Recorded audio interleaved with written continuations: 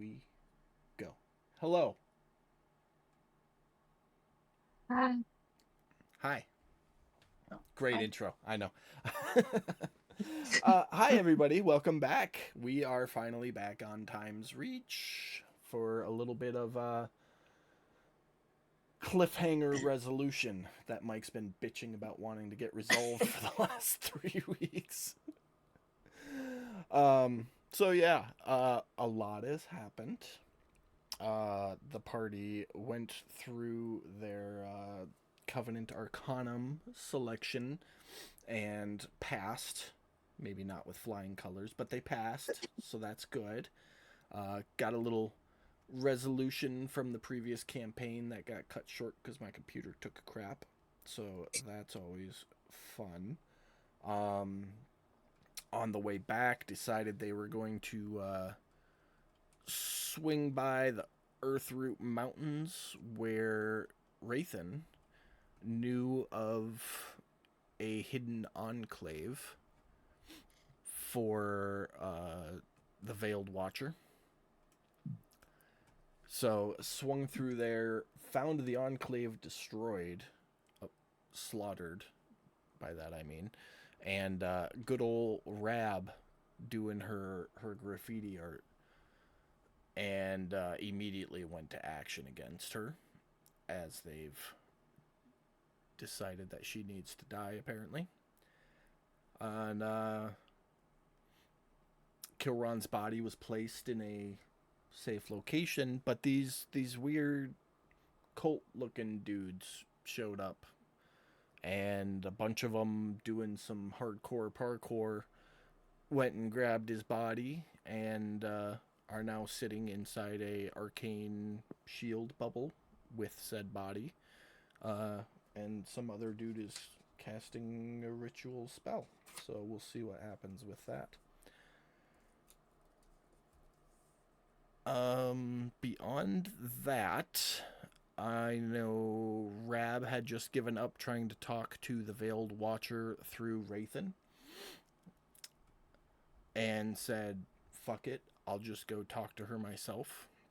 I went back up to the door to do something. Um, Flamewind, her flying mount, is still flying around. Do, do, do, do. Rick, you are on that cliff wall just below the edge. So I you think he made it to the ledge. He just didn't have he's enough movement to get at up. it. He just can't get up over it, Yeah. or couldn't get up over it rather. Um, Jade, if I remember correctly, you had tried to save Rathan, and it Yes, kind I of did. worked. So you are holding on to the cliff wall, but you can fly, so you could also just let go. Yeah. Rathan, you are grappling the wall, and at the same time, if I remember correctly, have Sheldon grappled to your foot. No. I am holding onto my axe that is buried That's into the right. wall. Um, and Sheldon managed to claw or get his claws onto the wall, and he's holding himself. Because I tried to grab a hold of him to swing him, So but that failed. I have you as grappled, which means he is holding on to you. But I think he was Um, able to stabilize Jade. himself. Jade is grappling me. Yeah. Not anymore, because the momentum of you catching Sheldon ripped you away. Okay. So he is grappled. He had grappled onto your leg. Your axe is in the wall, and he's using his claws to try and stabilize against the wall. But it's not a super stable situation. I Stable to the I effect that you guys aren't falling anymore. I know it's been a few weeks, but I could have swore you had Jeremy, correct me if I'm wrong, but didn't he have you do something with Sheldon to try and grab the wall? Yes, Sheldon is eating his way through the wall. That's what I thought. Did you slow him down enough trying to grab him as he was falling? Is that what happened? And you Yeah, Rolled I- really high on like his athletics check to be able to grab the wall and then start chewing his way in. Yeah, I got him to the wall, Mm-hmm. You but guys, he yeah, you guys are up against the wall. You're not sliding anymore, so you're right, not moving. right. But I was going to try and throw him to one of the to the surrounding yeah, ledges. that was like a 40-foot toss, so you would have needed a really high DC and decided Right. against it. I didn't make it, but I did get him to the wall, and I remember Sheldon doing something and trying to burrow through the wall He or had grabbing the wall. started clawing at the wall, but it's going to take a second. Yeah, yeah. So he's not holding on to me. Okay. There's nobody holding on to me. The only one who was Jade. Yeah. I think the grapple just Probably. needs to come off. Spud is hanging out with Cal, and Cal and Saphira, you guys are on that staircase. I don't remember what you were doing. And Tukra, you went down kind of towards where they've got Kilron, and the two disciples there are kind of standing guard at the bottom of the staircase. And I think that's where we left off. Anybody got anything? Okay. Well, let's I think Cal and Saphira just stepped to the side to let the guys pass, so there wasn't any issues. Yeah. Yeah. And Tukro was just watching to see what the hell was going on. I think so. It's kind of a Yes. avoid conflict until Rab got figured out scenario, if I remember correctly. That was exactly right. I was literally heading my way past them. Yeah. So that I could go up towards Rab. Gotcha. All right. Well, we are going to start it off top of the round with good old Flamewind here, who is going to dash up, land there, and you can see the way it lands. It like on its hind legs, front legs up, and its wings are kind of out, kind of making a wall, a protective wall, if you would. And that's it for its turn. Jade, you are up. So am I like flying or am I like drifting to the wall? So right now you have a hand on the wall, and you're You just already came holding it. But I mean, you can still fly. So you're 20 feet from Cal, probably closer to 30 feet from Cal, because you're about 15 feet above him and 20 feet horizontally away. If you were looking to fly straight up that wall to kind of go towards Rab, you're 55 feet away from the balcony there. So with a dash, you could get up to the balcony, or to the over that balcony. Okay. Or me- 30 feet will put you right here next to Cal. No, I want to get this bitch. Let me dash. Okay, so the dash action, and that'll put you right there. So you let go of the wall and flutter your wings as fast as you can, and Yeah. zip right past Rick, and boom, you're standing right there. Okay. Any bonus action for you?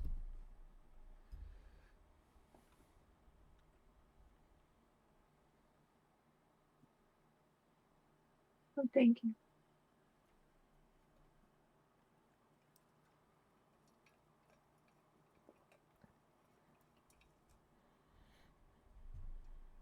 No.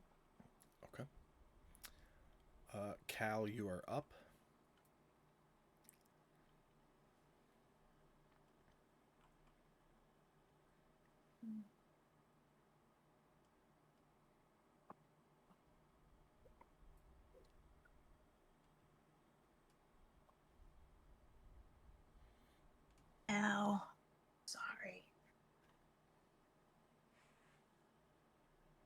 Brad, you with us?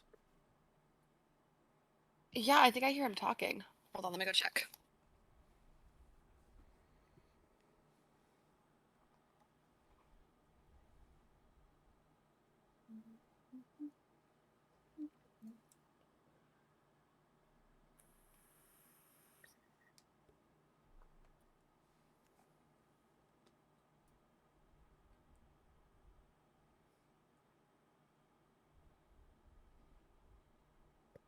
Can you hear me now?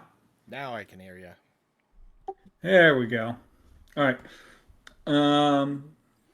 Kyle's going to switch to his rifle and reload his rifle, and that will be it for his turn. So it's a quick action to hot swap to the rifle, and then you can bonus action reload. So you still got action and movement. I'm aware. Okay. He's just going to reload for this round. All right. Actually, hold on. Yeah, never mind. Yeah, that's it. These guys are all moving that with a dash and a jump. Rick.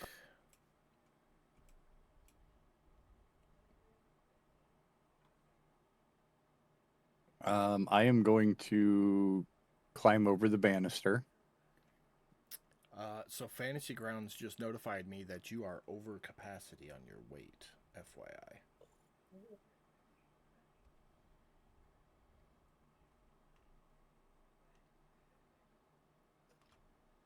We won't worry about it for this encounter, but moving forward, over capacity means you're at half speed. So, carry on. Okay. Have to go through your inventory and figure out why. Got to drop like 16 pounds. Guess I could just drop the. Actually, I shouldn't have that tent anymore. We left it back on the island. Was that your tent? Yeah, because everybody asked if anybody had a tent, and I did. So we stuffed Okay. the unconscious bodies in the tent, and unless, of course, Magic. Wraithren Morinhoff picked it up when he came back to consciousness. I don't think so. No tent. You're Yeah. good now. Okay. So 5 feet of movement will get you up over the edge and onto the walkway there. I mean, I got room for 10. Yeah, I don't care.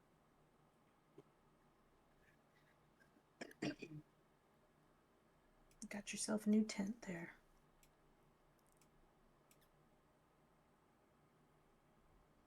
All right. Taking a shot at Rab from there is going to be -5 shooting through the flame wind, but you rolled an 8, you would have missed anyways. Yeah. Yeah. That'll be it for me. Okay. The 2 gate seekers continue to use their glaives to produce the arcane shield bubble. And Rab is up. She pulls out a dagger and slices her hand, for those of you that can see, and quickly finishes the sigil on the wall.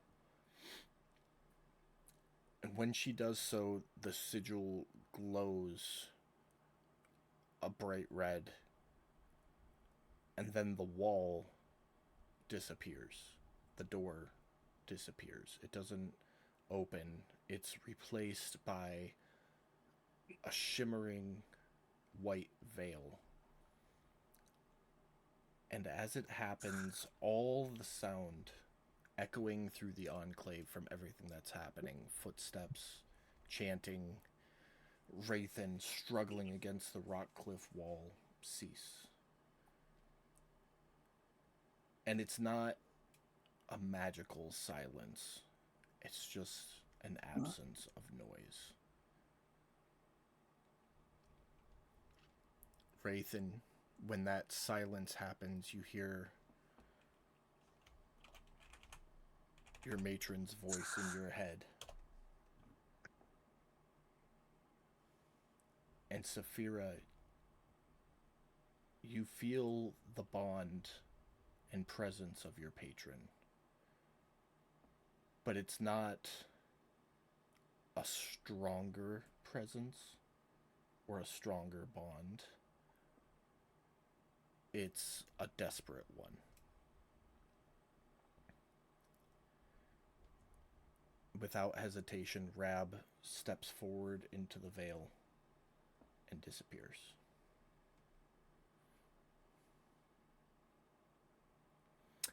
As she disappears, so does her flame wind.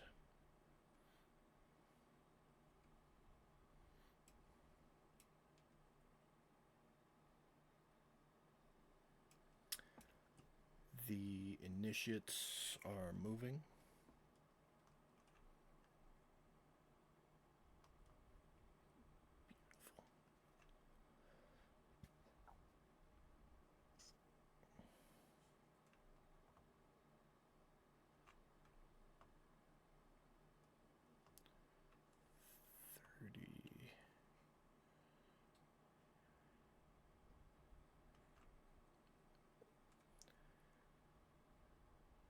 Wraithen.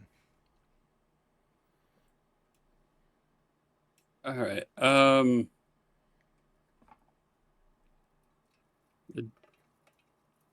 Okay. So Sheldon's got a grip on the wall, right? He is actively clawing at the wall to try to give him something to hold on. Looking down, you can tell without any type of check that if you were to let go, Sheldon is going to fall. He is not stable in any way yet.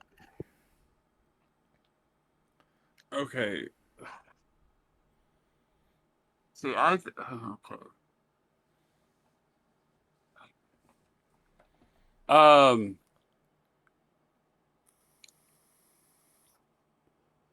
Can I do like a strength check to try and heave him up to some point at which he can try and catch himself?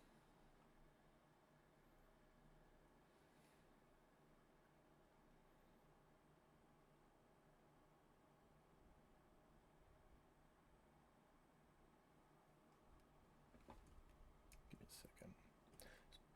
So,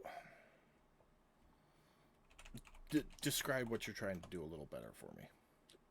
Okay. I mean, I guess I'll start with looking on the wall for some place Sheldon can actually get a hold of, like a bigger chunk hanging off the wall, something he can grab a hold of. If I let go and he's going to fall, then I don't want to let go, but we can't stay here forever. Okay. So, I mean, I got to do something with him. So, I mean, is there can I look for some place he can grab a hold of and try and help him get there? Can I Make a perception check for me. See Okay. if you can spot a rock cropping that looks strong enough for him to hold on to or get onto, and it doesn't look like it. This wall was not completely hand carved, but kind of refined enough to be a flat surface, almost like a defensive barrier to an extent. So there's not a whole lot of places for a creature as large as a Boulette to hold on to. It looks like you're just going to have to wait for him to make a ledge. Okay. Then I guess I wait. What I will do, however, so you don't lose a turn entirely, I will let Sheldon go at the same time. Because Jeremy, all Sheldon is doing is trying to make himself safe right now, right? Yes, he is just basically trying to burrow into the ground. Okay. Have him make me a just a straight strength check. Strength check. Yeah, digging through this hard ass rock. Sheldon.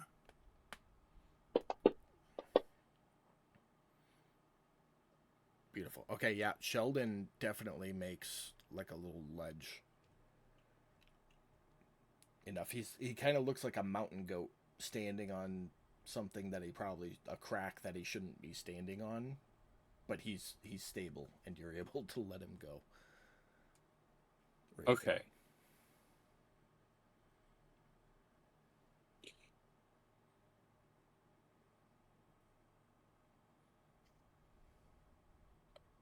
Okay, great. Yeah, then I'm good. I want to let him go. And is the distance from me to the near closest edge jumpable? You to Cal is about, it's just a little over 30 feet. Okay. And I'm looking up the jump rules right now. I think you can do half your movement as a standing long jump. If I dash when I do it? It's, you have to move 10 feet and then jump, Okay. I think is how it works. I'm looking right now. Give me a second here.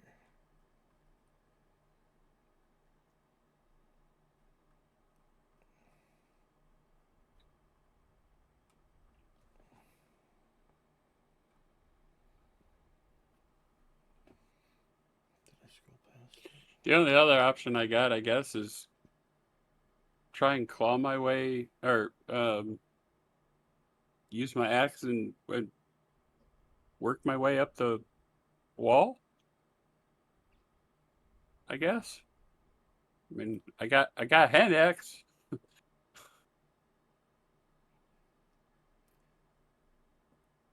don't know if that's even possible. Be really nice if they gave me.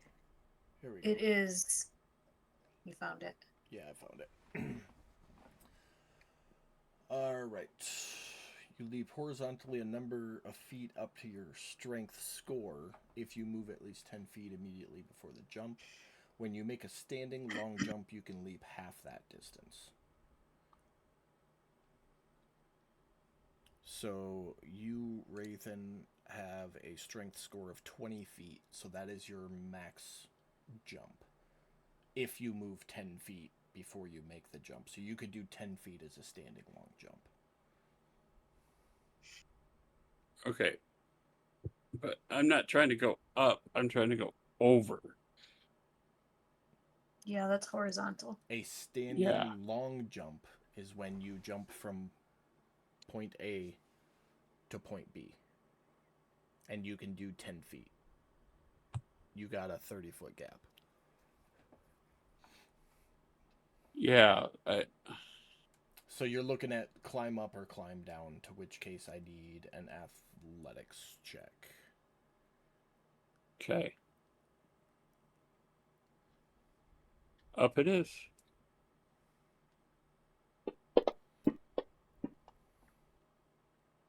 $26. Okay. You will be able to climb up 15 feet.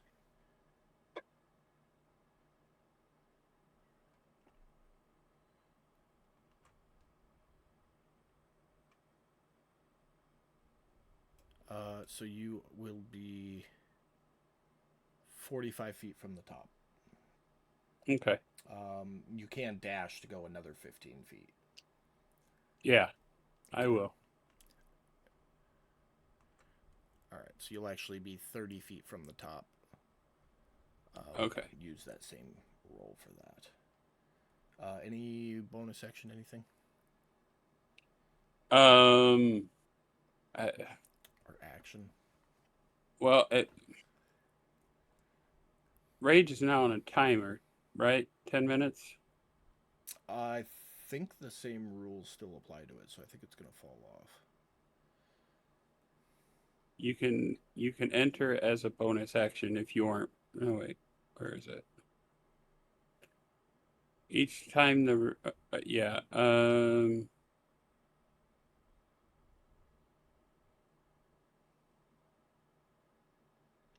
duration. The rage lasts until the end of your next turn, and it ends early if you don heavy armor or have an incapacitated condition. If your rage is still It's the same to a maximum of 10 minutes.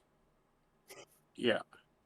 You can extend the rage for another round by doing one of the following. So it's round by round still.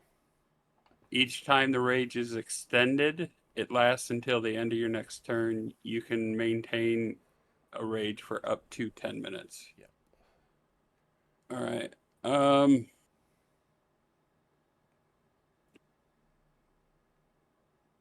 So at the end of your turn here, it'll fall off unless you take a bonus action to extend it.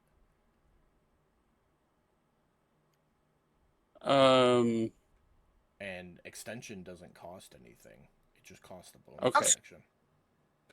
Okay, then yeah, I'll extend it. As long as it doesn't cost me a rage, I'm good. Yeah, because I think that's what they changed, is you could extend it by burning another rage. But this, as it's written, you just take a bonus action to extend it. Okay.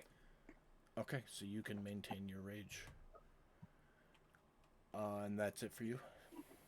Yeah. Alright.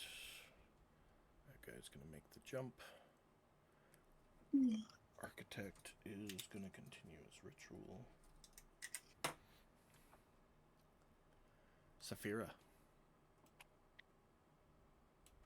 Well, I'm gonna start making my way heading up to go investigate the door. Okay. So, I don't know if you need distance for that or whatever, but You just want to go the quickest way. yeah. So it's 25 to the top of the steps plus another 30. Do you want to dash or just regular? Yeah, that'd be great because I don't think we have any other opponents we have to deal with. So, that'd be great. Okay, so 30 will get you there. And something to look at in between turns, you are 19 pounds overweight. Or over carrying capacity. So don't worry about it right now. You guys can deal with that before the next combat encounter. But the next time you go into combat, if you're overweight, you're at half speed. Okay. I'm trying to think of what I carried. Check your inventory. It'll tell you. He's going to make the jump. He's going to go running down the stairs. He's going to stay where he's at with Kilron's body. He's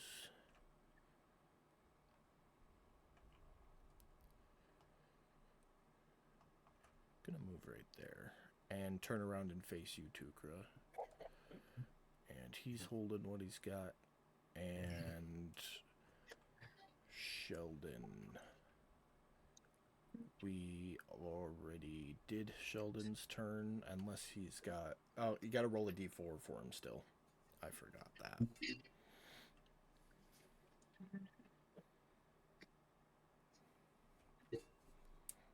And hope he doesn't fail.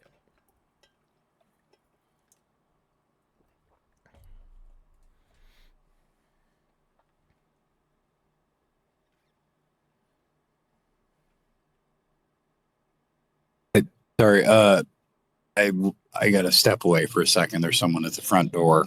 Okay. I will roll your d4 for you. Okay, I appreciate that. Thank you. And your animal handling check.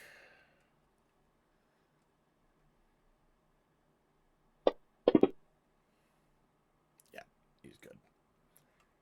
So that's it for Sheldon this round. This guy's gonna run down the stairs. Tukra, you're up. Just gonna move forward a little bit more, peek over this guy's shoulder. Okay. As you step up, they all ready what weapons they have. defensive posturing. These two right in front of you, the initiates, they have sickles, like weird, unpractically curved ones. And the disciples have like the wavy daggers, like ritual style. You're just trying to see over there's like what's going on with Kilron, basically. Yeah. Yeah. Okay. Kilron's body is laying there. The disciple that grabbed him is just kind of standing there, watching you, watching everything else that's going on. The architect is still casting his ritual, and the two gatekeepers are holding the shield up.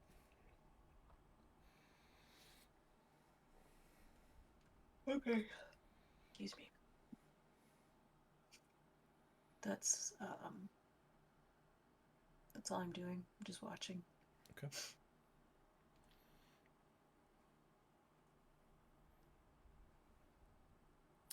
A little bit of movement, a little bit of holding. Kilron's dead. Spud. Cal, give me an ammo handling check.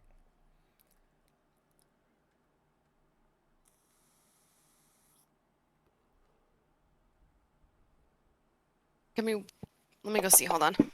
Oh, he's there. Never mind. Rolled. Okay. Spud's chilling. And Jade, you're up.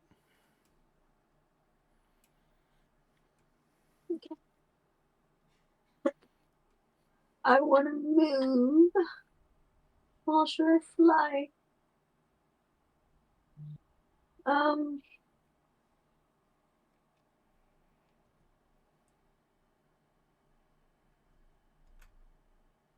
Would I get closer to? No, I'm gonna try to move here. Okay. And are you hovering or walking? Hovering. Okay. Why does it matter? Just so I'm aware. Okay. Because if something goes to grab and throw you while you're in the air, I think it's harder to maintain your position than if you're standing on the ground. Yeah, for sure. So, just so I'm aware. Okay. Okay. Did you want to dash again, or is that it for your movement? I'm gonna dash again. Okay, so you get another 30 feet then. I'm moving kind of closer to, well, can go to here, right? Everything. Yeah.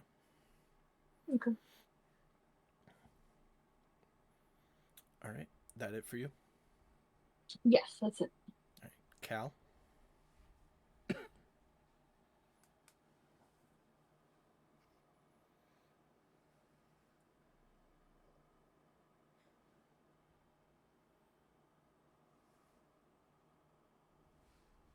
Cal is going to try to follow Saphira. Okay. As best he can.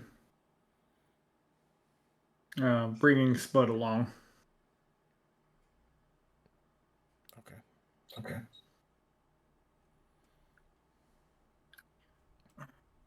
That will be. I mean, nobody else is taking a hostile action or anything, so that'll be it for his turn.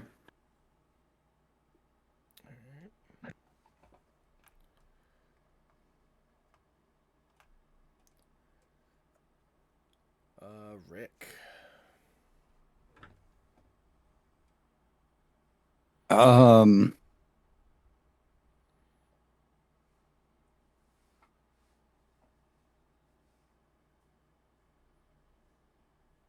Rick is gonna be looking around. Okay. First of all, is there still like a swirling portal there at the eye door? It looks like an Arabic window with white drapes over it, blowing gently in a wind that doesn't exist. And beyond it is blackness. And for the And that's record, what it looked like when she stepped through. So what you saw when she quote unquote stepped through is she reached her hand out to touch it, and as her hand made contact, she disappeared. So she didn't actually walk through it. She like it's like touching a port key from Harry Potter. She touched it and disappeared. But to answer your question, yes, the veil is still there.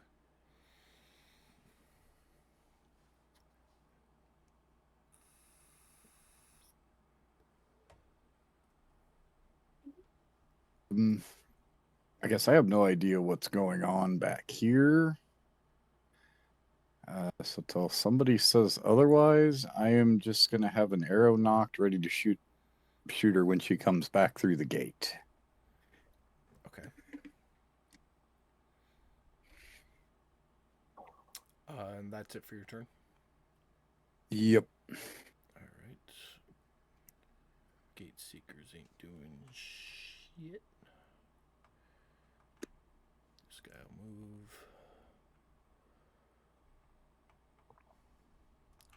This guy will move. Wraithen. Keep climbing. All right. Dash will get you right up to the edge. Give me an athletics check. Don't fall. Okay. Good job. And I'm assuming a bonus action to keep your rage Yeah. going. Yep. Anything else? Nope. All right. Saphira. Still going to that door. Go for it. 60 feet with a dash. That's 50.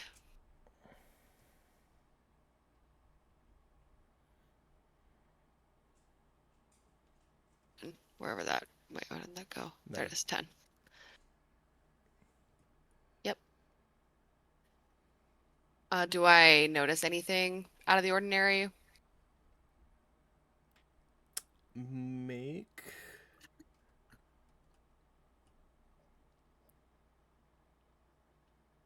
dealer's choice. Perception, investigation, or arcana.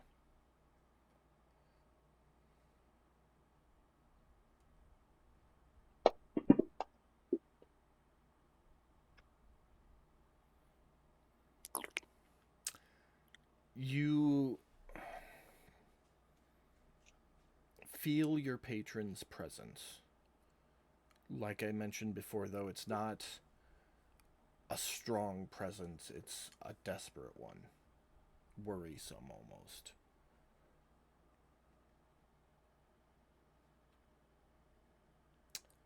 And you can tell that the veil is definitely some form of portal. You can definitely make the assumption, given that this is her enclave, that the veils have to do with the fact that she is the Veiled Watcher. Mm-hmm. I don't know why, but I'm like imagining the veiled door from Harry Potter in the 5th one. That Sirius Yeah. falls through. Yeah, no, it almost looks exactly like that, but it's pitch black behind it.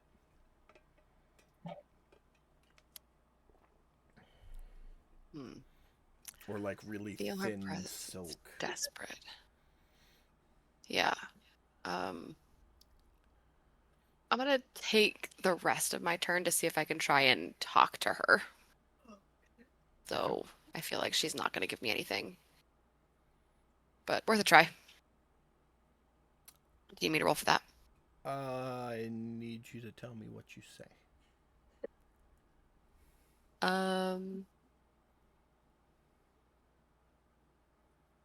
I would say, like, I can feel you.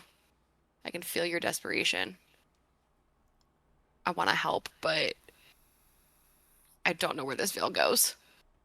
And if I should step into it.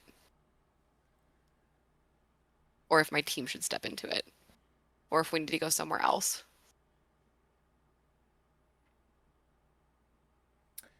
And I'd probably be a little bit desperate myself. You all hear her voice come out of Wraithen again, and she just says, "Witness."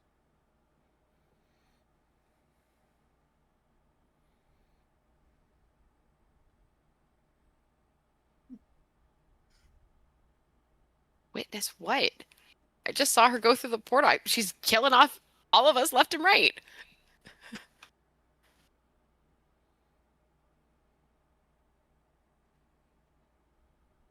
But that'll do for my turn. Okay.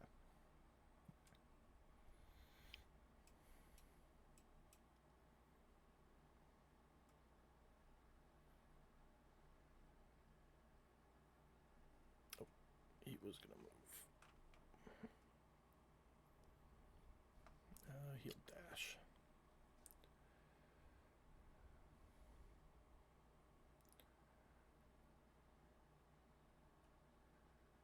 Sheldon, starting with a D4, please.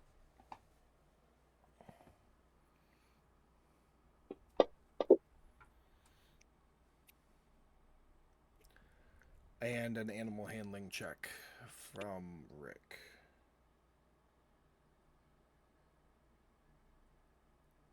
DC is 21.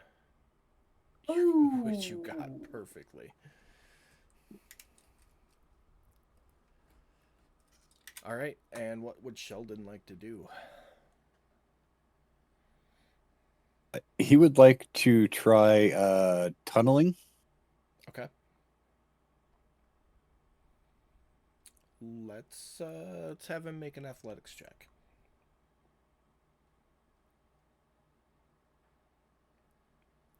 Athletics.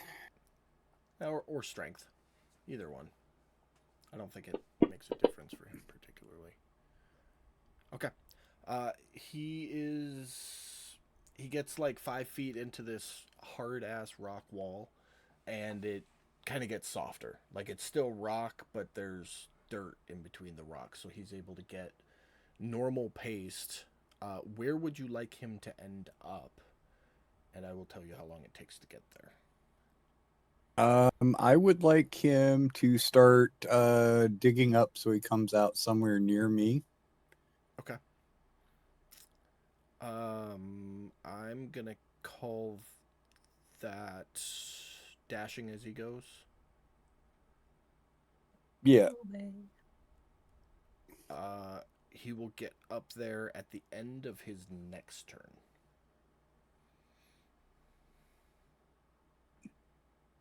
No, the beginning of his next turn, but all of his movement will be used for that turn. Sound good? Yeah, that's good. All right. So that'll be Sheldon then. Tukra.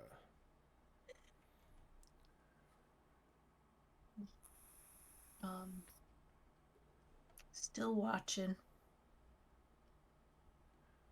Okay. Repeat.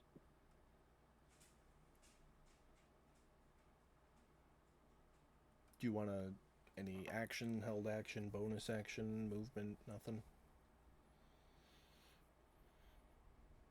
No, I mean, I'm really trying to pay attention because I'm interested in what they're doing. So I feel like that's all my action would be, concentrating and paying attention.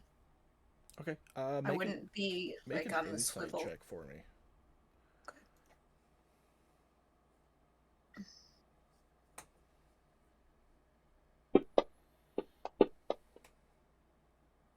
That was almost an 18. I know. It would have been great if it had been. They're definitely casting a spell. You've seen rituals performed before. So. Wait, don't I have a thing? I think I have a thing. What thing? Hang on. Thing. When you fail an ability check, you can extend a use of second wind to push yourself toward success. Rather than regaining hit points, you roll 1d10 add the number to the ability check. Man, I don't know. A 7's still pretty low. But you could potentially turn it into a 17. Yeah, what the hell? Let's do it. I'm not doing anything else. $13. Okay. The 13 insight check, you can clearly tell that he's casting some sort of spell that takes ritualistic time to cast. You don't know what spell or how long it's going to take. You also get the very clear indication that they are being very protective of Kilron's body. Like, it's very, very clear, if it hadn't been already, that that is their goal, is to collect Kilron. But see, that's the vibe I was getting, which is why I'm interested, because maybe I can learn some healing things from them. You are also 100% certain that you do not recognize what group these individuals are affiliated with. You have never seen or heard anything resembling them before. Okay. I think, well, I'll just say to this one in front of me, I'm a healer. Killeron and I were friends. I'm just watching. He just In case they were still prickly. stands there staring at you, readied. Okay. Anything else for you? Nope.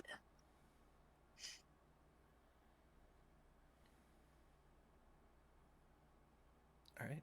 Jade. Okay. Let's keep moving just a little bit closer.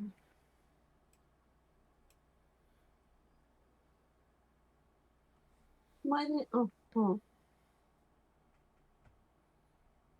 Will help if I click my mouse.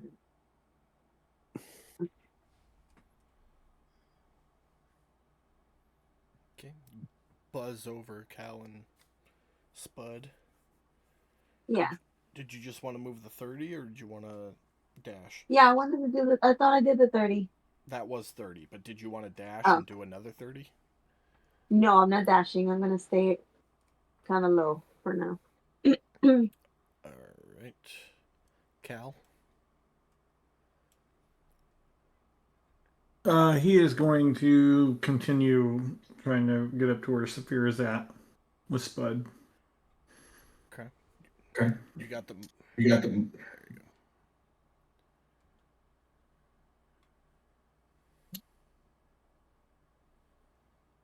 Maybe he'll use his dash action to try to get up there some more.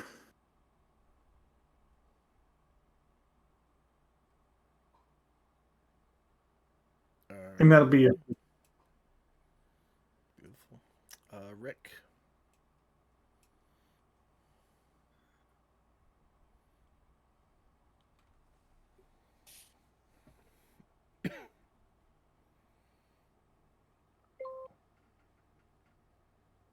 Okay, so if I understand, these guys that showed up, they're just after Killeron's body? As far as you can tell, they haven't taken any hostile action. They've just been doing some hardcore arcane parkour to get to his body and get back down there where this dude has been casting a spell for the last 30 seconds.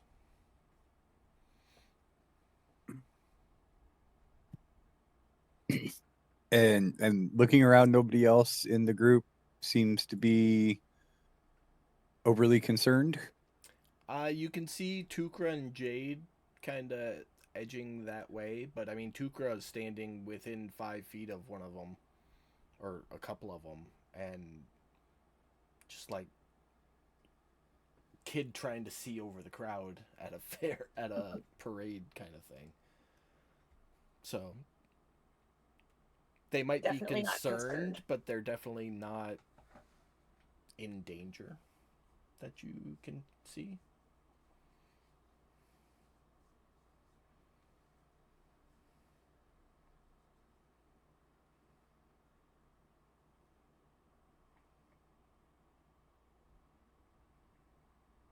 Okay, well, I guess at this point, I'm just gonna kind of keep pace with Saphira. Okay. Just keep my bow out and ready to shoot.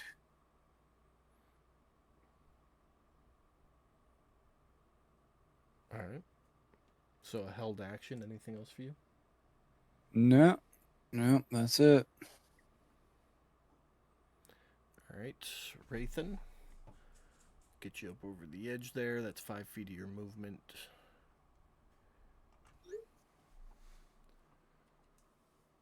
All right.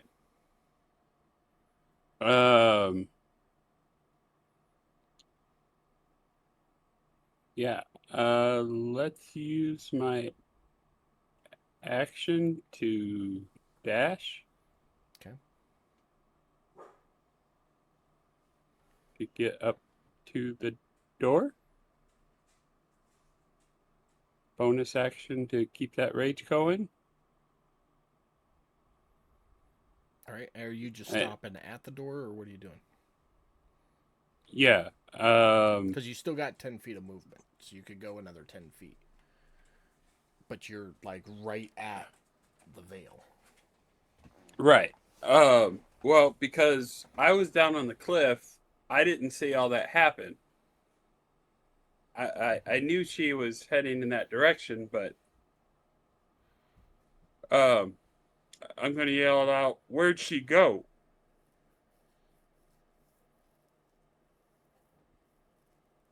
I'm in here.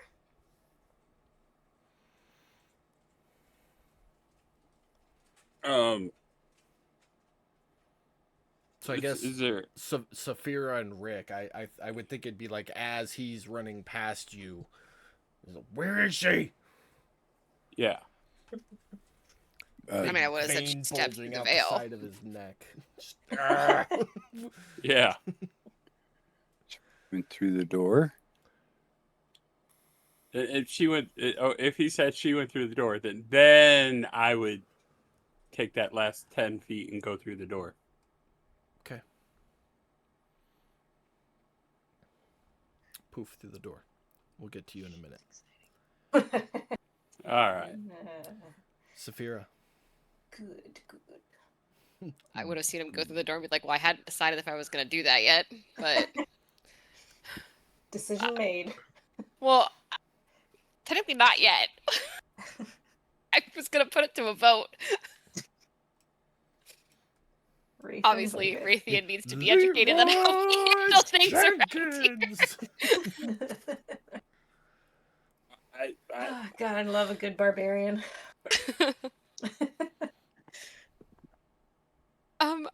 I'll go up a little bit further, but I'm not stepping through the veil just yet. Like I said, I'm gonna wait for everyone to get here. Some people might not want to commit to this. Okay. Set your movement. I'll just go like far enough away that I'm not gonna get like accidentally sucked in. Okay. And that's going to be your turn. Yes, please.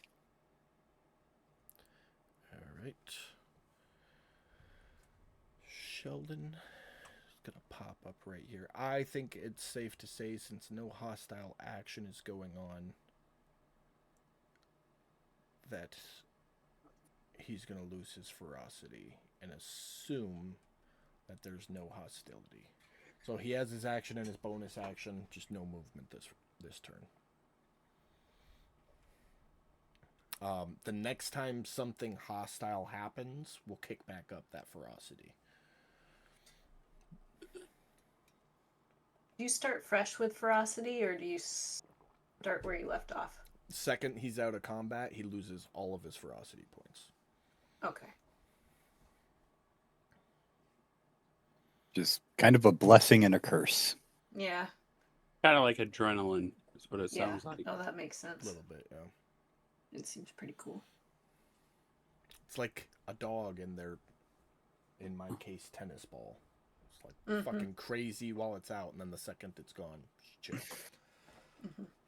So, anything else for Sheldon this turn, though? No. Tukra? My turn again. Well, I am still just focused in on trying to learn, feeling a little frustrated that I don't know what's going on, but Can she try and figure it out again like she was before? So like, are you trying to figure out like what spell they're doing? Like, I mean, what's yeah, the depth of that's- your attention span here? Oh, I am laser focused in on what's going on. Okay. Let's see what languages you speak. I'm sorry, I should have said he. He. I keep forgetting. I didn't even notice. Okay, so you don't understand the words being spoken. Go ahead and make an Arcana check. See if we can figure out this magic. I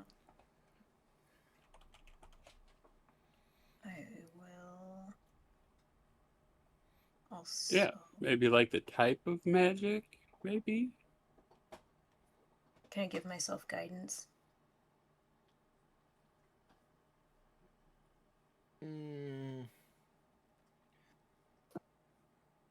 Yeah, fuck it, why not?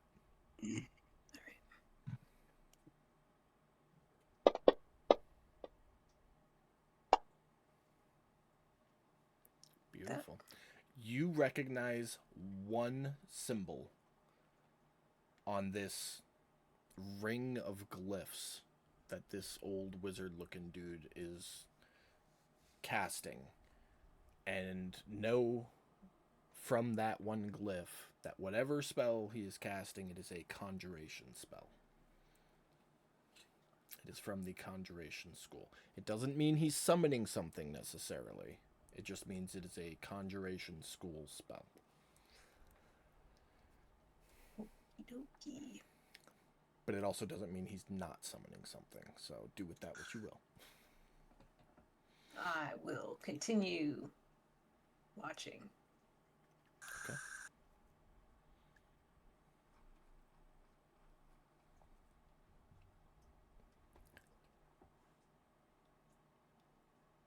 All right.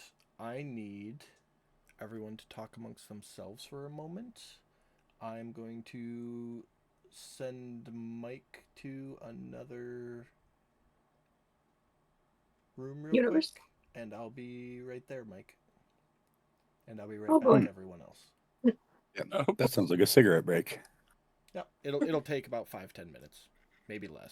Perfect. Oh, I will be I'm right gonna back. make my hot beverage then.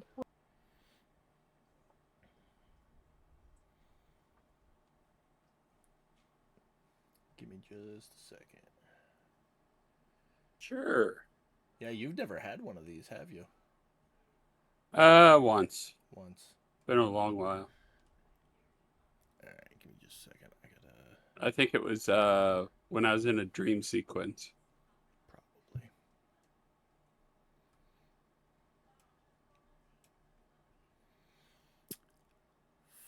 Funnily enough, I don't think I can share this map with just you.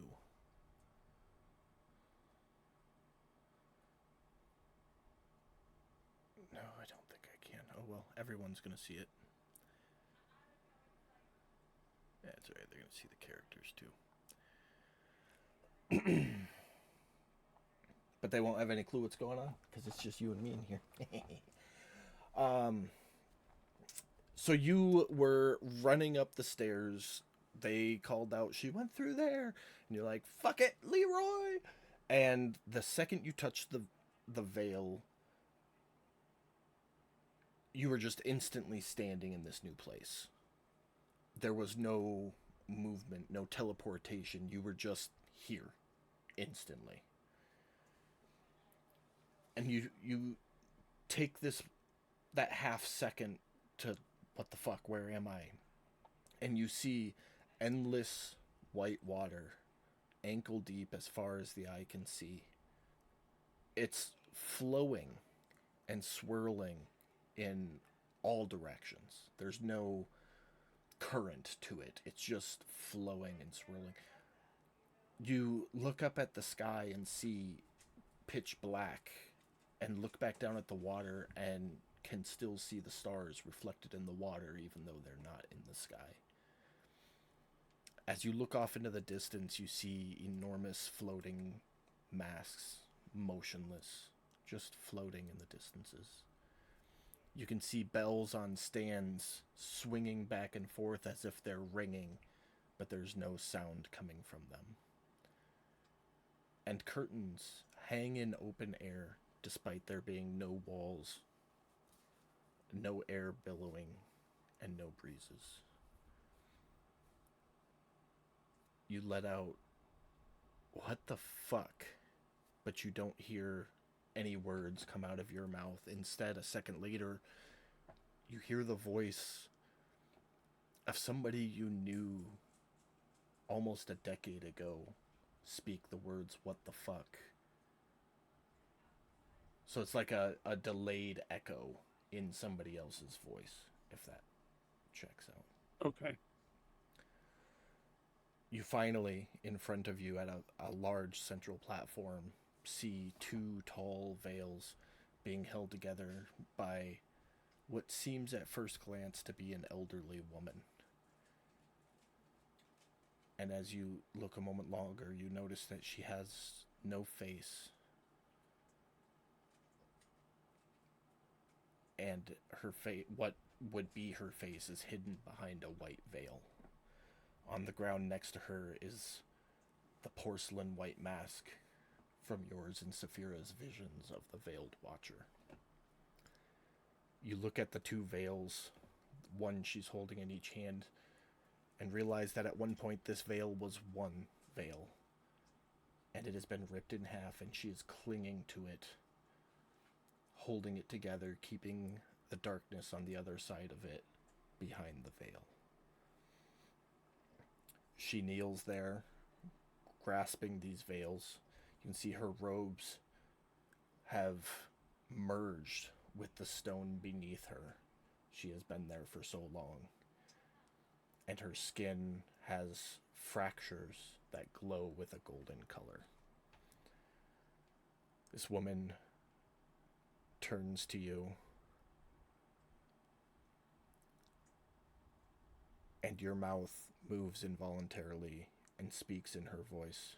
Good. Somebody to bear witness. At this moment, you see Rab standing just on the other side of the Veiled Watcher, witnessing the truth of her deity's existence, watching her hold the rift closed with all of her being. After a moment, Rab speaks. I don't care, she says, not angry or proud, just matter-of-factly. Rab continues, you stole the woman who could have become whole. You waited all these lifetimes shielding me from what you did, from what occurred. You stole my trust, you broke our promise, and then you kept me from my grief, forcing me to become a hardened animal for your wars. Now, in my moment of triumph, you allow these emotions to flood me, to fill me with rage and torment all over again. Why now? Why not before? You hear a voice in your head. hand, I have but one final command for you. Protect Rab. If she dies now, my last witness dies with me. Protect her as you would have Saphira.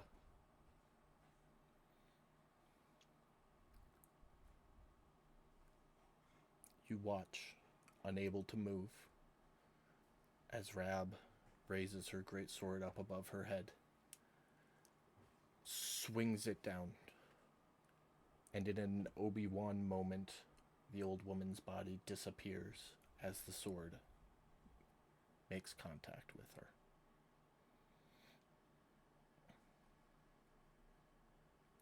Rab stands there, watching, expecting more. As a moment passes, a child's cry can begin to be heard somewhere, and yet everywhere as it echoes. And in another moment, another child begins crying, and then another, and another. And now the cries are coming from the ripped veil, its white curtains slowly beginning to turn black as the darkness beyond it infects the lock that was holding it together. Rab lurches forward quickly, grabbing the two ends of the veil, holding it, struggling with all her might to take up the mantle that the veiled watcher held, dropping to her knees in her struggle. And you feel yourself able to move as she stands there.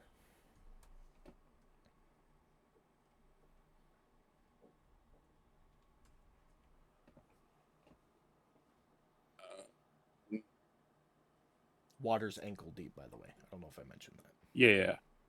Can I rush to her to try and help? Yeah, you rush over. As you do, Rab, struggling to hold these veils, no! This is my duty to hold. If you hold on, you will never be able to let go.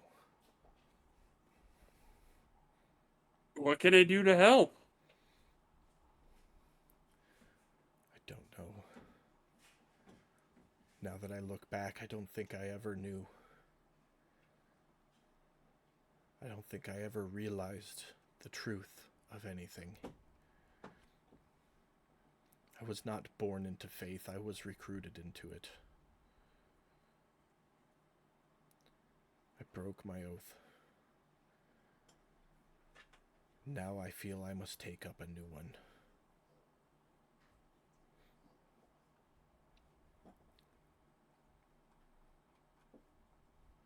I have to adjust notes because Saphira, I planned on Saphira being in here with you and she decided to wait. So give me a second. I gotta on the fly notes adjustments here.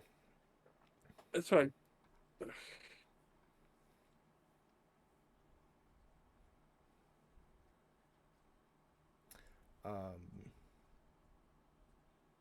Her arms begin trembling. The seam begins pulling, and her arms widen. She musters her will and pulls them back in. She goes, I will remain here for eternity. And when I am not able to remain any longer, I will remain anyways. I will hold this darkness at bay. And I will not falter on this oath.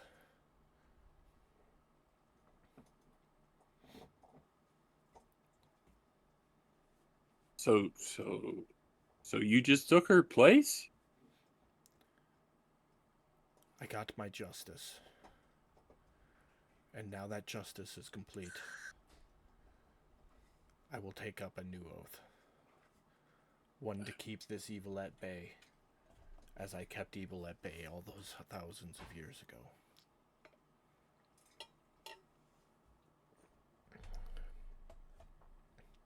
Okay. I cannot say that I am her. I cannot say that I will be her. but I will hold this place.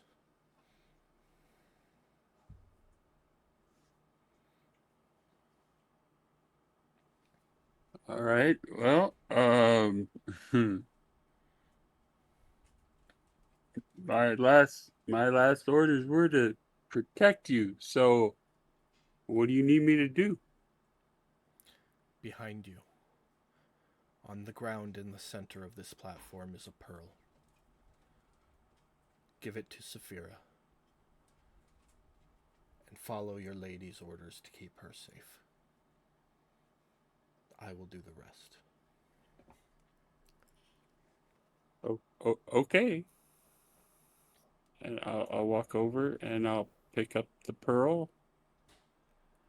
And by this time, I've let the rage fall off. By the way. Okay, I'll take it off you. As you pick up the pearl, you start to feel yourself fade. Like your body is being pulled away from where it is.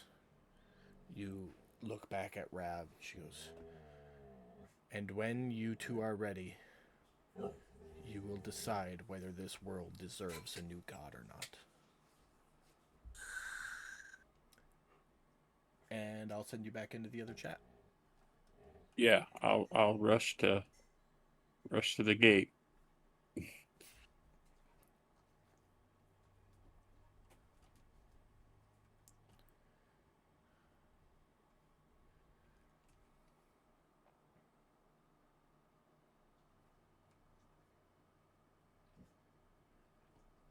Back. All right, we're back. Ignore anything you guys saw. I realized after the fact that I couldn't share it with him without everybody seeing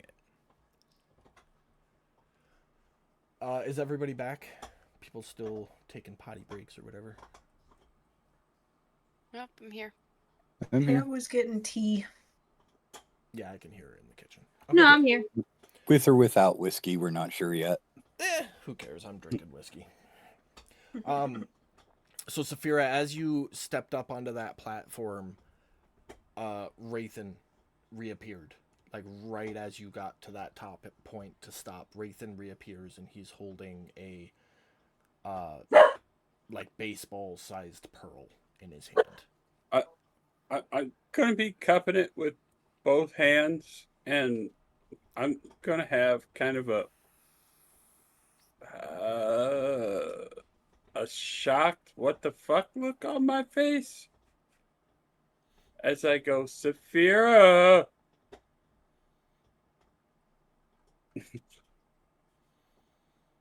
Take this. And as he says that, the veils behind him fade away and the stone door reappears.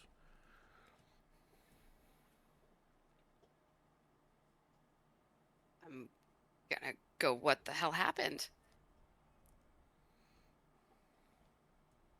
Well,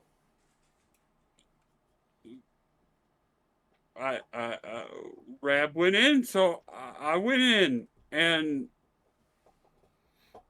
we were late. She killed the veiled one. She got her revenge. I'm going to pause you guys right there because we are technically still in initiative. Jade, what are you doing?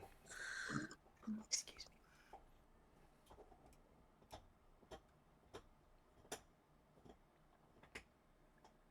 Sorry, what was that? I'm pausing yours and Mike's conversation for a second. Because we're still in initiative. That's right. You just sit there and stew in the fact that your patron is dead. Pam, you back? Yeah, I'm back. Beautiful. Your turn. What are you doing?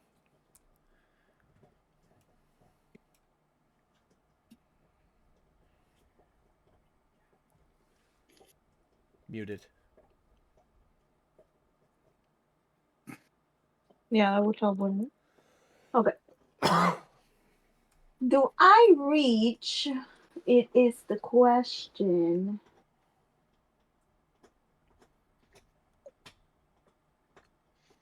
Where the wait? Hold on.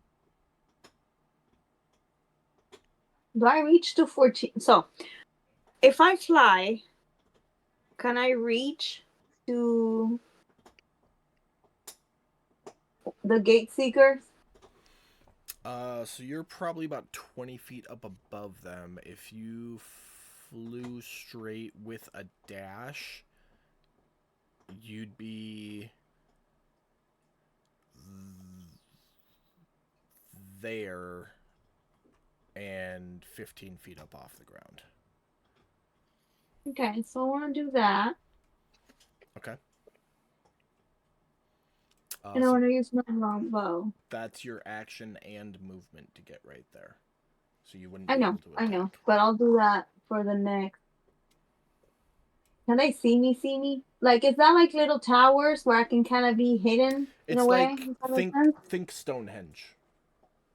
Okay. It's like that. So they're not huge, but they're decorative, ritualistic kind of. So Yeah, you're just little. kind of like hovering above that one that your token Right. is over.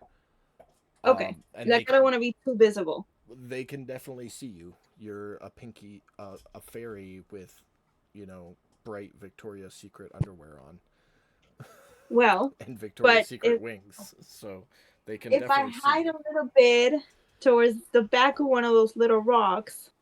So you would have to take an action to hide, Okay. so that you can't be seen, which means you wouldn't be Okay. able to get across the chasm to be over there.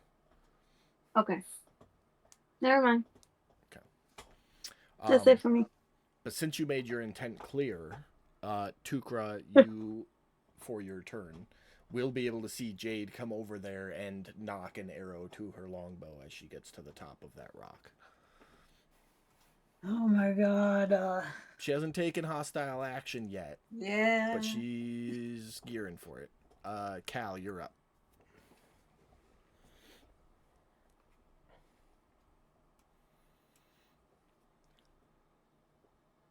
He's just going up to meet Saphira. Dash or no? Yeah, if that's what's needed. 40. Yeah, I'll get you like to the bottom of the steps there next to Saphira.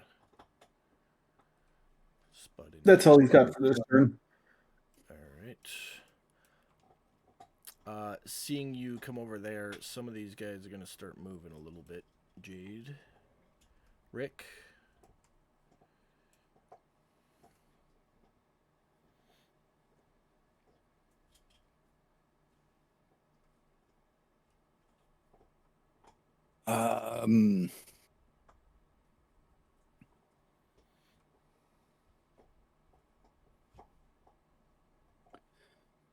Guess I'm gonna move up there. The fuck do you mean the Veiled Watcher is dead? She's a god. How? What? I mean, we almost kicked Rad's ass. How did she almost beat to hell and dying manage to kill a god?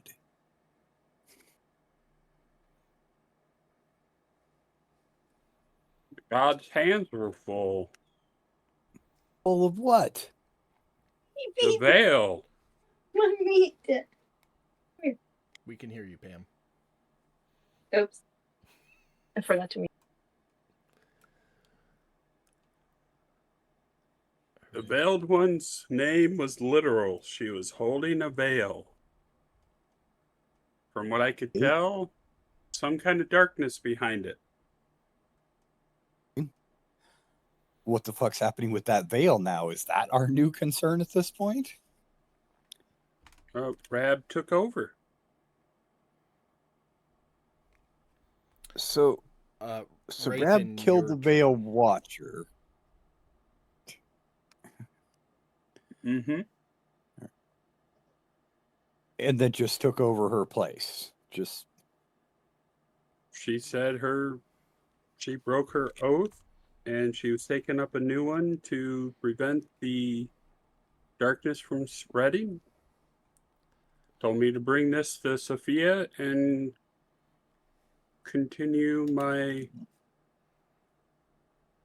protection of Sophia. Sophia. Saphira, you're the next player up. You can jump in on that conversation. Saphira would be shocked. What I Right. guess the question also is, if the Veiled Watcher is dead, does she feel her presence anymore? Does she have her sigil? You still have your sigil. The feeling you started getting when the veil opened is gone now.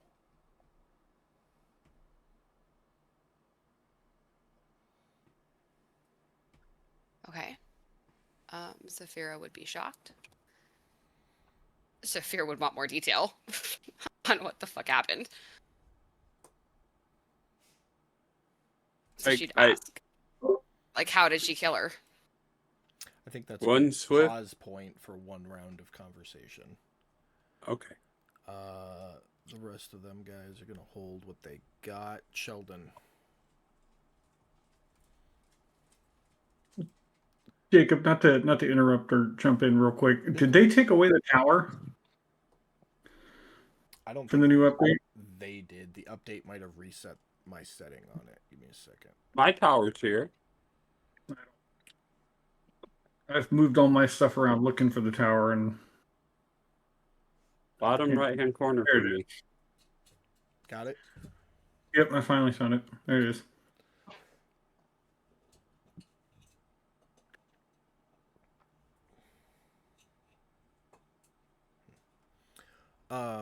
Sheldon's up. Yeah, I think he's just gonna sit down and chill out. There's no enemies. He has no idea what's going on. We're talking, and that's just kind of boring to him. Tukra. Nobody's waving a treat or anything. Well, I'm gonna hold my hand up toward Jade and say in my most commanding voice, Jade, stop. They're not enemies.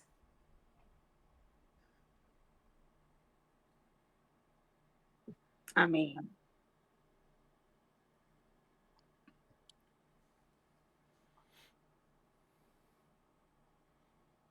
I'll give you a little more. I gave them plenty of conversation.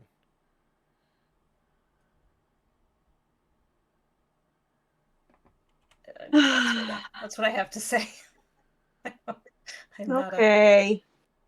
I'll put my little longbow down. Okay. All disappointed. We can go to the shooting range later. I don't know. If you're bored. Yeah, it's not the same fun. At the top of the round, the architect concludes his spell, his ritual, and an arcane portal opens up. So, I'm going to tell all of you guys what's going to happen, and you tell me if you would do anything because of it. If you are, we'll go through turn by turn. If not, it's just going to happen, and then we're going to be out of initiative completely. The portal's going to open up, the shield's going to drop, and they're all going to go through the portal, taking Kilron's body with them. Does anybody have anything to do about that?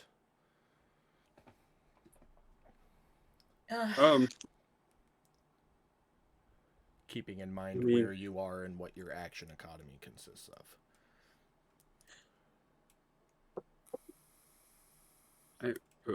Rathian's kind of like notices something, considering he's at a higher vantage point. I'm sure I see it, but I don't think there's anything I can do about it. Yeah, I don't think there's anything you can do either. So I'm just gonna look at the group in front of me and go, we gonna finish this talk, or you want to do something about that?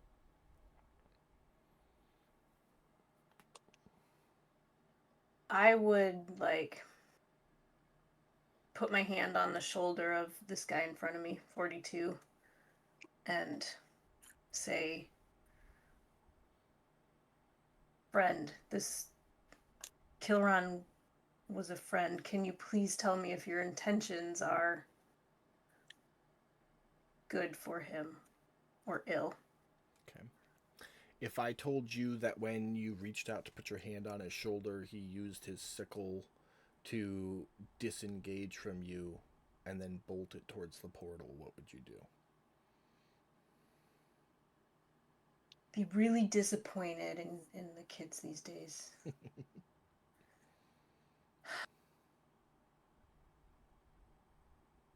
You know what? Let's play it out. We got a round of initiative. All right, Jade. You see this portal appear. All these individuals start turning like they're heading towards it. What do you do?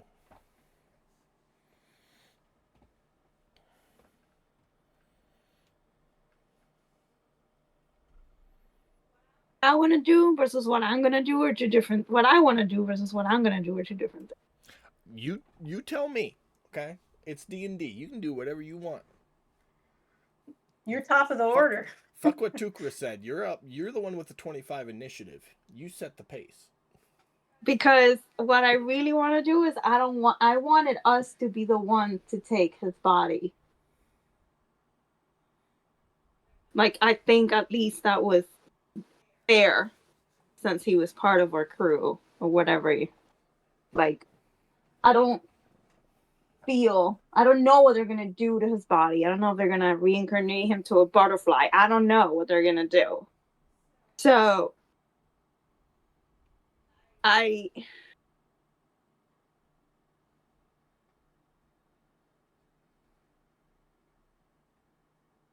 but then again, I don't know what everybody else was going to like. We didn't really. So, what I want you to do, Pam, is I want you to think like Jade. Okay, Jade just heard Tukra say, "No, stop, don't do anything." But now she's seeing this portal open up, and you're well aware of what a portal looks like, so you know it's a portal. You see that one disciple reaching down, getting ready to grab Kilron's body. You see the rest of them turning like they're gonna go through it. So, yeah, they haven't been an enemy to you, but you can tell they're about to take Kilron's body and leave. Yeah, and I don't want that. So what would Jade do? Who's holding the body? The 5? Yeah, Forged Disciple 5. Yeah. Fuck that. We're not doing that.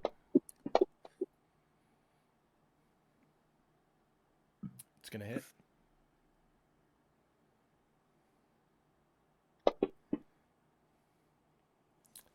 $12 points of damage. If they drop the body, they get hurt. No, you just took a shot. He's got an arrow like in his torso somewhere. No, I mean like that. Was he like holding Kilron and then he dropped no. Kilron to the ground? Because we've had situations like this before. If you wanted to take a targeted shot to try to get him to drop the body. No, I didn't. Then you have to take the shot. Like, I don't want to hurt him. I want him to normally fall and drop it, not me causing. Nope. Like, okay. I will tell you above table, it will never just happen. It needs to be okay. It needs to be one of those targeted shots. No, I know. That's what I want to make sure that I just didn't like drop Kilron on the floor and. Fuck it! If you really want him dead. I know he's dead, but Jade has feelings, believe it or for not. Like a week at this point. Doesn't matter. I still have respect for the guy, okay? So you do have a second shot still. Yeah. I mean, fuck it. If you really want him to drop the body, take that targeted shot. Make him drop that body. You can do that. You absolutely can if you want him to not be in possession of Kilron's body for a moment. Yeah, let's do that. Fuck it. So just roll to see if you hit one more time. Like that for a moment. Of course I hit. Okay. Roll damage.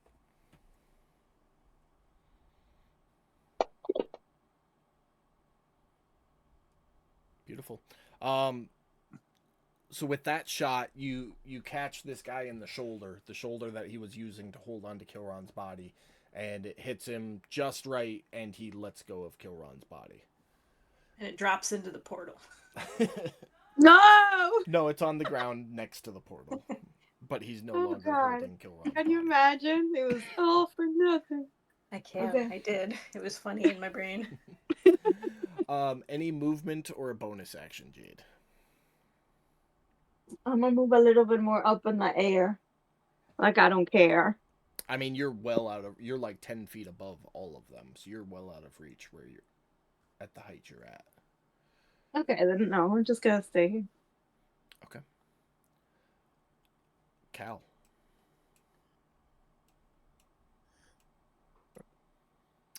Just starting.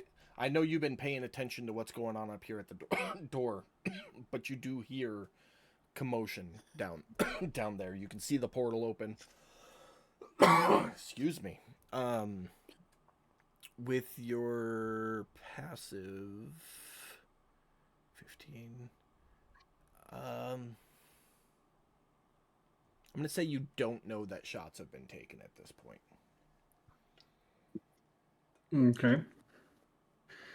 But you I definitely think hear the commotion and see the portal.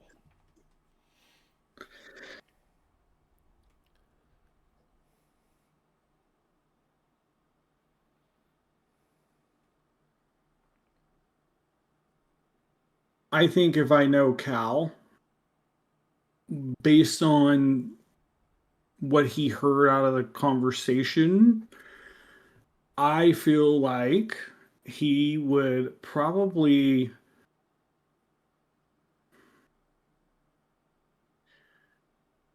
point his rifle at Rathian, considering the fact that he's already a little sus of this guy. Okay. That Plus, he's spending way too much time with your old lady. well, yeah, I think he would point it at Rathian, and basically what he would say would be like, it's ironic that you were the only one in there and she dies and Rab takes over. I need to clarify one point. From your guys' perspective, Wrath was gone for a second, if that. Mike, from your perspective, you were gone for like 5-10 minutes. Yeah. Okay. Yeah, I got that concept. Just wanted to clarify that.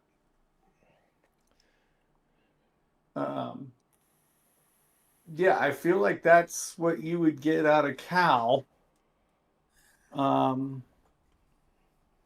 And he would probably ready in action at that point. Describe the terms of your ready to action.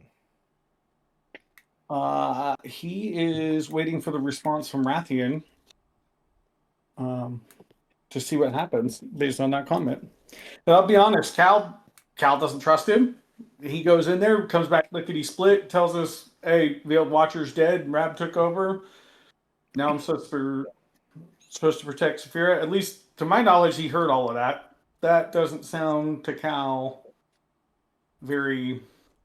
So normally I would not accept an emotional trigger because you're basically just waiting to hear what Rathan says back as a held action. But no, given this circumstance, I will let you do that. Just don't become accustomed to, I'm going to hold this shot and let it go if I feel like it. Oh, no. Okay. No. Usually you need something very specific. Well, that's why I said I feel about what he says isn't very specific. Might be a little different. Oh, I got you. Okay. But that's what he's got. So held shot. Beautiful. Well, yeah, sure. We'll go with that. This guy is gonna run through the portal. Rick, you're up.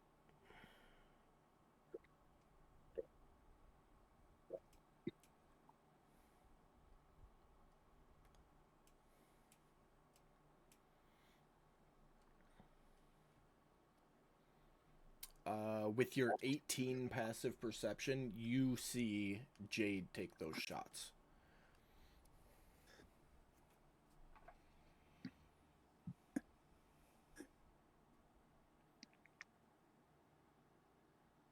I am completely confused by everything happening right now.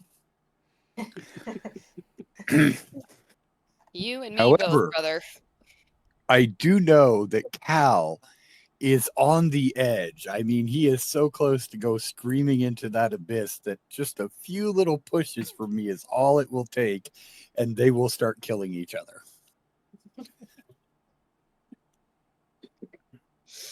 And I'm May I still turn the salty party about on? arresting Jade. Ooh.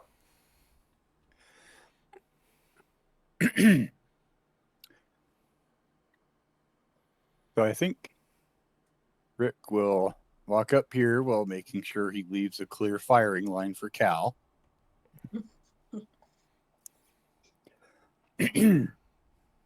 So let me see if I got this straight. You go in there, the god dies, this crazy psycho murderous bitch takes over, and she gives you instructions to put yourself right on top of Saphira. I mean, just make sure there's no room there for danger to get in at all. Is that what I'm hearing? What? No. She said bring her the pearl and continue to protect her. I'm just saying, judging by how close you've been to her, I assumed that was what the whole conversation there was. So that's my bad. I apologize. Didn't mean to make it sound seedy or somehow ulterior motive-y at all, as I turn and wink at Cal. Right? I mean, I would have taken her out, but she was holding the damn veils closed. Six and I wasn't going to unleash darkness. I know it sucks, but 6 seconds. Yeah, Yes, you that's can where I'm hear going to all of stop. this, Cal. You would hear a click of Cal's rifle hammer cocking back as Rick is talking. Okay. Moving on. These guys are all going through the gate.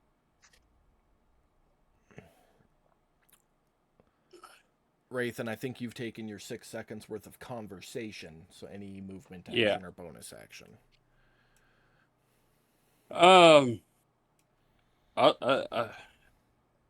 If Saphira hasn't come and taken this damn pearl, I would try and hand her the damn pearl. Yes, that's right. After I just got Cal all winded up, please step closer and look like you're going to touch her. This is so I mean, continue. As far as I know, I don't. That's all I know is you're supposed to have this, and I'm supposed to protect you. I don't know. Okay, so you step up and are you offering it to her? Or are you like shoving it into her hands? Like I'm still holding it with both hands, like it's made of glass, even though it's a pearl. I don't know if it's stone. I don't know if it's, but it's like. Is my camera on? Yeah. Please tell me. Yes. I'm doing, one of these. Take the baby. Please. Okay. So you do that. These guys get through the portal. Saphira. How does that make you feel, Cal, when he starts grabbing at her hands? Oh, yeah, I'm sorry. Before- Cal, hold on. No. I think it needs to be said that I would do something different. This is before your turn. As Wraithen steps straight towards Saphira holding this pearl up does that trigger Cal's emotional response? I am going to say no because it's a 6-second. He would have had a response, but considering the fact that the turn is 6 seconds, I don't know that that response would be allowed at this point in time. Well, we're just talking about your held action. That shot you No. got triggered. So No, it it won't would trigger not that. Okay. would not trigger his held Now action. Becca, go ahead. I mean, as he was approaching me with the pearl, I'd kind of take a few steps back and be like, you were in there for whoever knows how long. I have no idea what happened on the other side of that. The person who is literally was trying to kill us is now allegedly leading us. Why should I believe any of this? And 6 seconds. Pause. Yeah, that's fine. Yeah. I love having initiative conversations, don't you guys? Kinda, yeah. No. I think it's fun. Yeah, no, not really, because this one could totally play out. Alright, this guy's through the gate.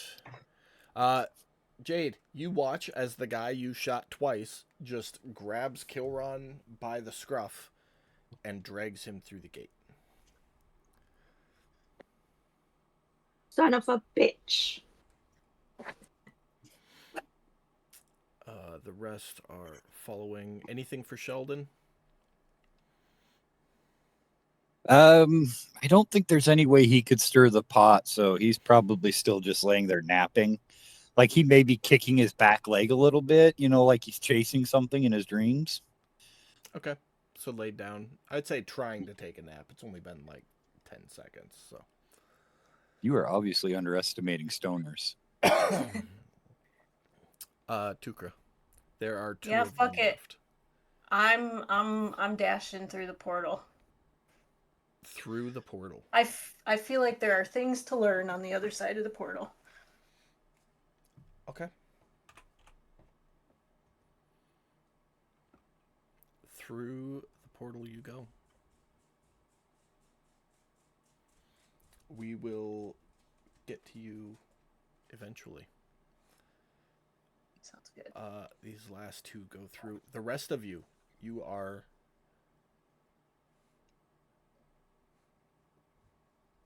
No, let's play fuck games.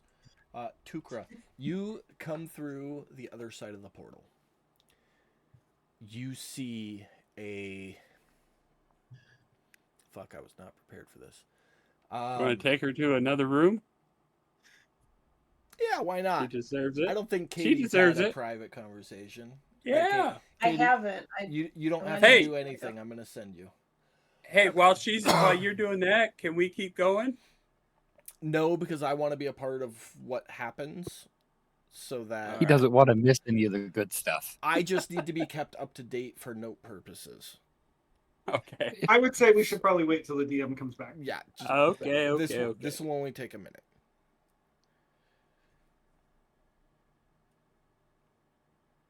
All right, Katie. Ooh, it's automatic. I can send you automatically. Cool. It's like Okay. sending people to a chat room through Zoom. Nice. So I just got to reset everything up every time. But it's all good. All right. So you go through the portal. I'm making this up on the fly, so bear with me. You feel the arcane pull, and a moment later you arrive on the other end. As you do, it takes a quick second for your eyes to adjust, because you go from this open-aired enclave to what looks like a cave. Dark except for some candles along the walls. The entire group that you had just witnessed is ranging from like 10 feet in front of you to 30 feet in front of you. Like, some of them got through a little bit further than you did. The cave has all sorts of sigils and markings and words in a language you don't comprehend written on the wall. Aside from the individuals that you saw at the enclave, there's probably 4 times that many more inside this cave room. And the second you come through the gate, they all turn and look at you.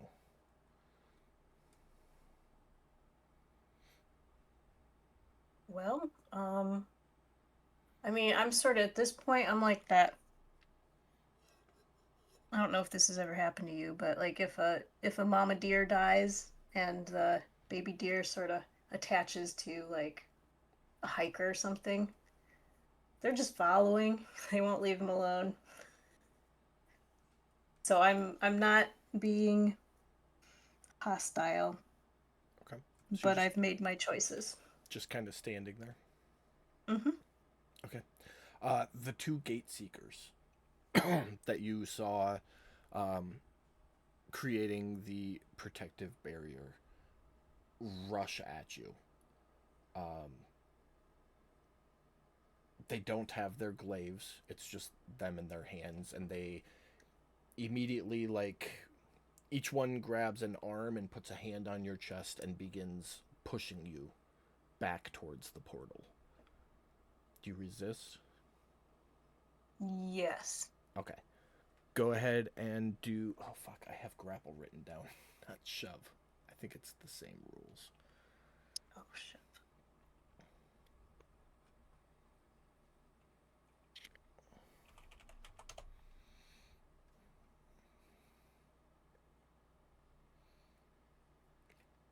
I need you to make either a strength or dexterity saving throw. It doesn't matter which one. Do you want me to do it in the tower Uh, or just in the box? the tower, please.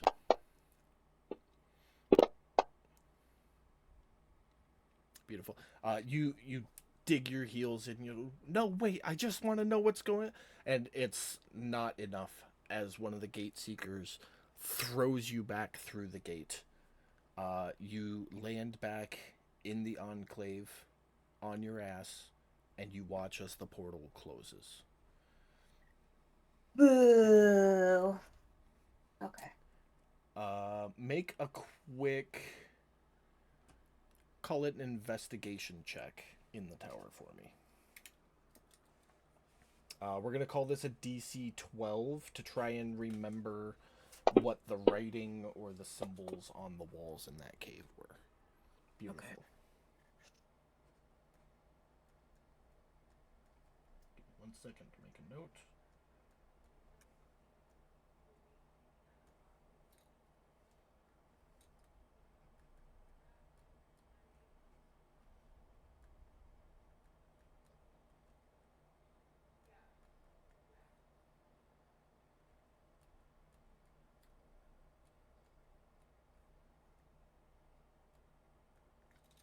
Perfect. I got that note. You remember that stuff, and I will send you back to the other chat. Okie dokie.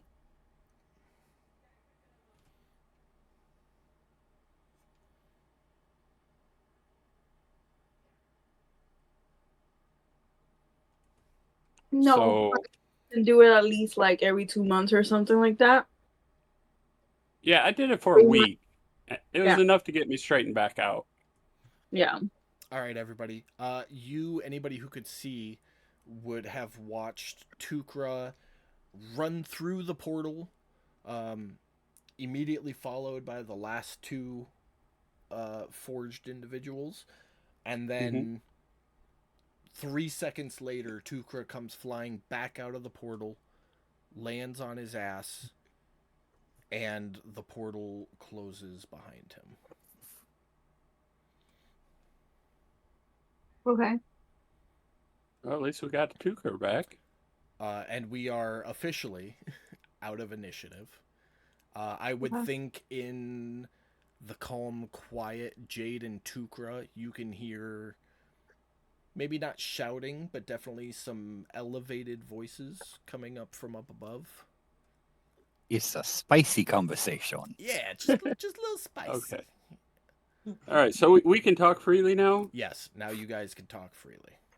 Okay. So I said, look, I chased the bitch in to kill her. I got in. I couldn't move. There's nothing I could do except for stand there and watch what was happening. I literally watched her swing the sword down on the veiled one. She disappeared.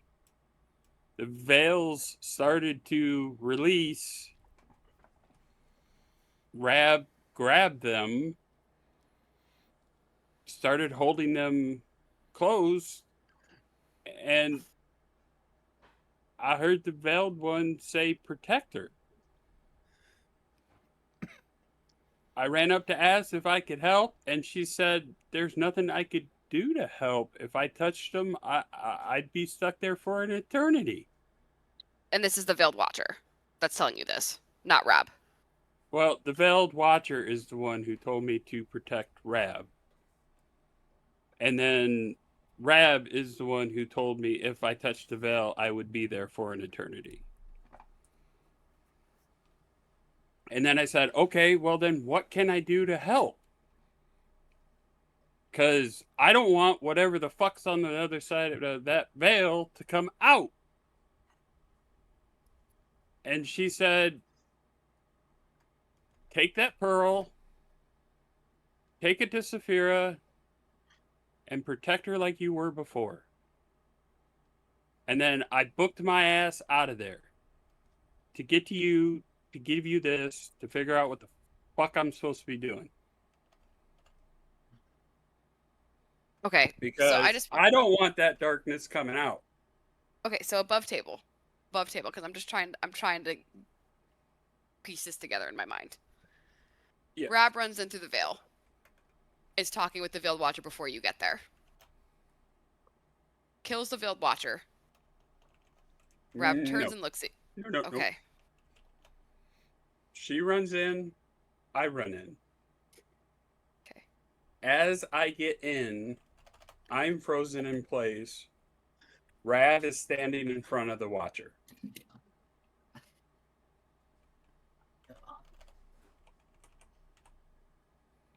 And do you hear any of their conversation, or does she just immediately stab her? Another hour. And then No.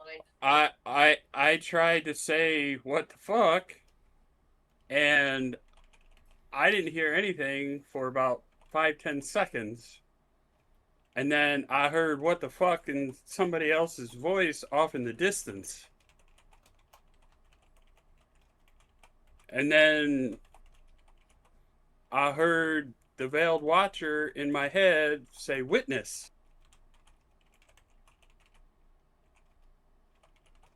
I have a sneaking suspicion I wasn't supposed to be in there. I'm just supposed to be her hand. I think you were supposed to be in there.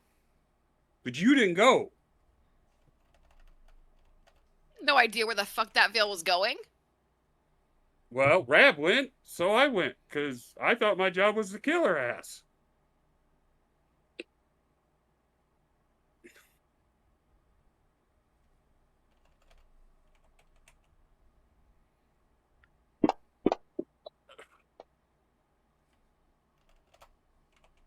So I'd walk up and snatch the pearl from him.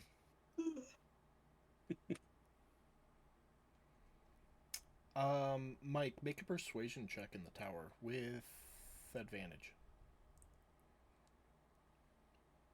Persuasion? Mhm. Okay. Didn't know I'm persuading anything.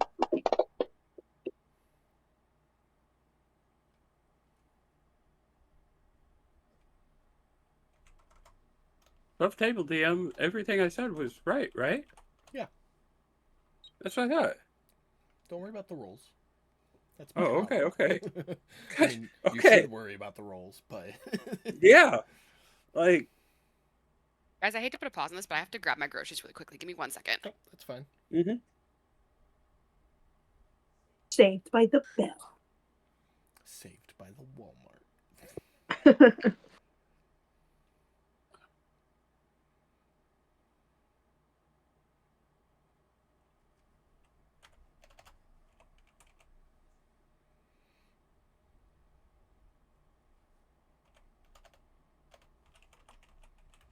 has a few hours.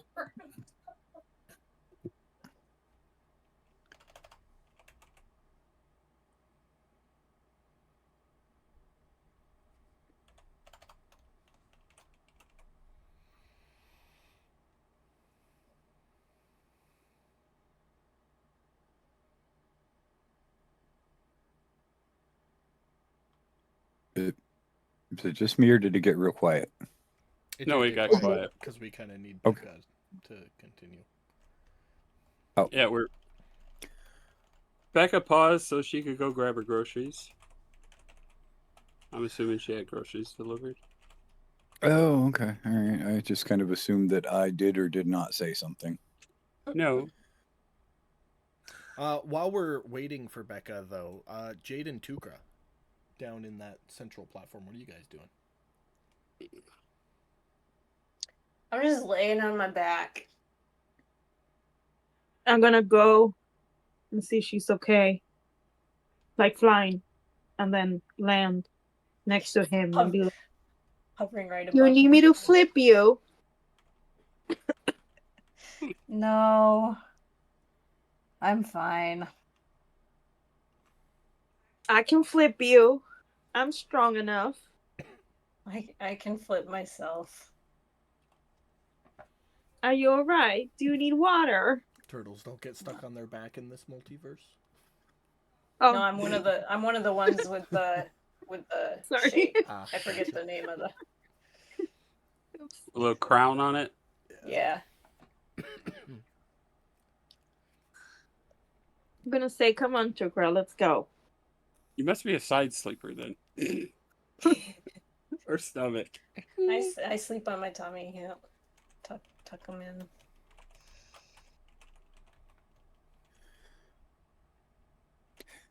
I do like the side tiger kick sleep. Okay. So you guys are what are you guys doing? We're filling Laying time on till my Becca back. gets Okay, so you're just gonna Welcome stay back. there. You know what? I'm just. Sorry, I'm back. Got some things to think through. Jade, what are Welcome you back. doing? Come on, let's go back. I'm not gonna leave you here by yourself. I say that to Tukra. I will pop into my shell.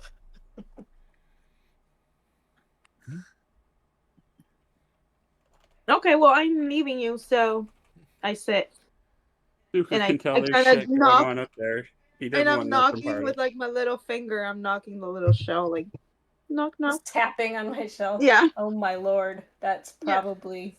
I can imagine being a turtle and having somebody tapping on my shell. No, I don't do it too much. Just 3 times. We've been Okay. trying to reach you about your shell's extended warranty.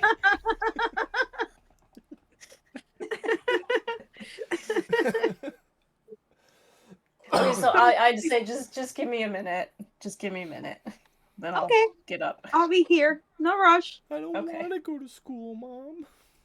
Yeah, Okay. that's about it. I stop tapping and leave her alone. Give her a You minute. guys hang Leave him alone. out, and the conversation continues up top. All right. So, yeah, I mean, Raytheon's going to be like, well, yeah. So to finish the story,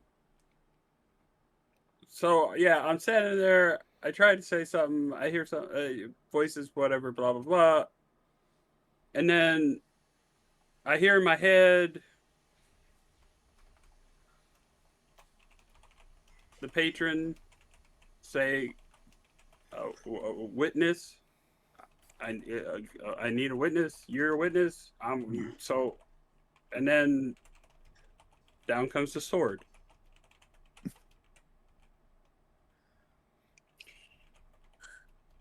And I'm going to describe it as the DM described it. It was how'd you put it? A Yoda? A Obi-Wan Kenobi versus Darth Vader moment.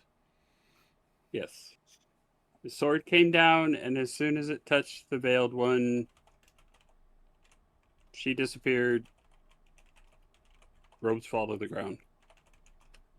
And how'd you get the pearl? The pearl was sitting in the middle of the floor. Before any of this all went down. After. It just appeared out of nowhere. It may have been there. My focus was on what's going on between those two.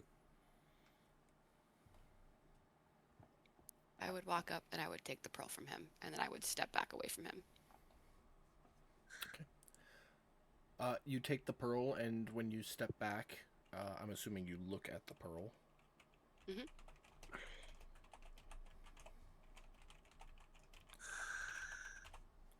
As you look at the pearl, in good old Lord of the Rings fashion, some writing appears on it for you. That writing is supposed to be in Elvish, but you get the gist. Okay. You know Elvish, you're good there. I do. Oh, sure do. I hope you do. I Surprise to checked me. before I told you that. I literally couldn't even remember. So even more Lord of the Rings fashion, because I'm pretty sure that was old Elvish for the writing on Probably. the ring. Okay. So- Yeah, and you know the rest. I mean, does that fill in the gaps? You get it all? Any more questions?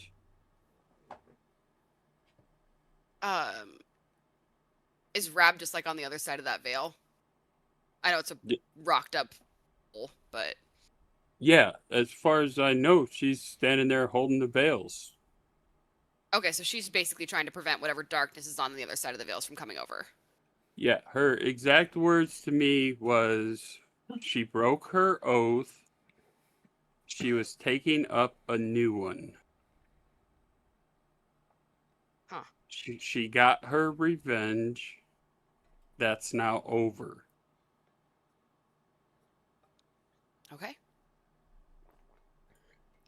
I mean, I'm not going to take it to mean that she's on our side or anything, but it sounds like there's more information we need. I agree, but like I said, I'm just the hand.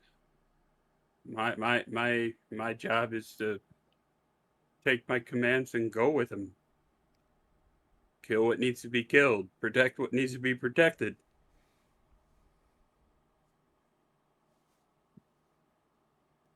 You are the eyes, right? Eyes and ears?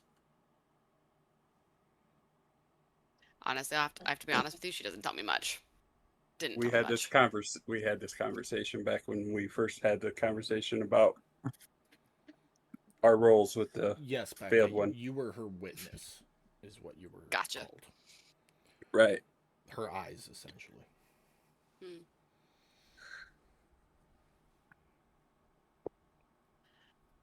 Well, So what's next? honestly, Saphira is still going to be in shock from all this. And I'll be above table. I'm really just trying to get all the pieces together. So if I'm quiet, it's because I'm trying to like wrap my head around it. Okay. Should we go check on your friends down at the bottom?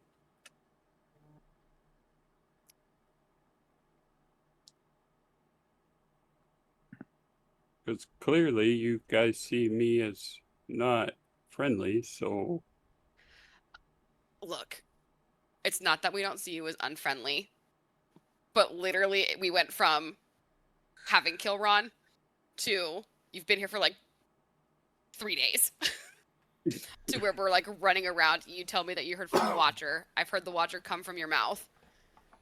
To Rabs all of a sudden, maybe good by taking up a new oath, holding back some darkness we know nothing about. And also like genuinely, can I roll to see if I think he's lying anywhere? I know, Mike, that above table you said everything I said was true, but my character would be suspicious. Yeah, make an insight Yep. check. you're more than welcome to. Yeah, he's giving absolutely no indication that any word coming out of his mouth is not 100% the truth. Yeah. Like, I don't know what the deal is with Rab at this point. I tried to do my job and stop her. But once I passed through those gates, it all changed. So now all I'm left with is the last thing I was given, which was what I just did. Give you the pearl and make sure you're protected. What Rav's plans are, I don't know. Does she need to be stopped? I don't know. But I do know if I killed her, that veil would be unraveling and whatever darkness was behind it would be unleashed. And I know I don't want to do that. So maybe we can get more information somewhere else? Yeah, definitely. All right, well, I guess that's all I can do for right now. And she's gonna walk down the steps. And if Cal is still standing there holding the gun, I'm going to look at him and go, okay, you going to shoot me or can we go? Before that even happened, she would get to him and put her hand on Cal's shoulder as like a kind of stand down motion. And then she would sign to him.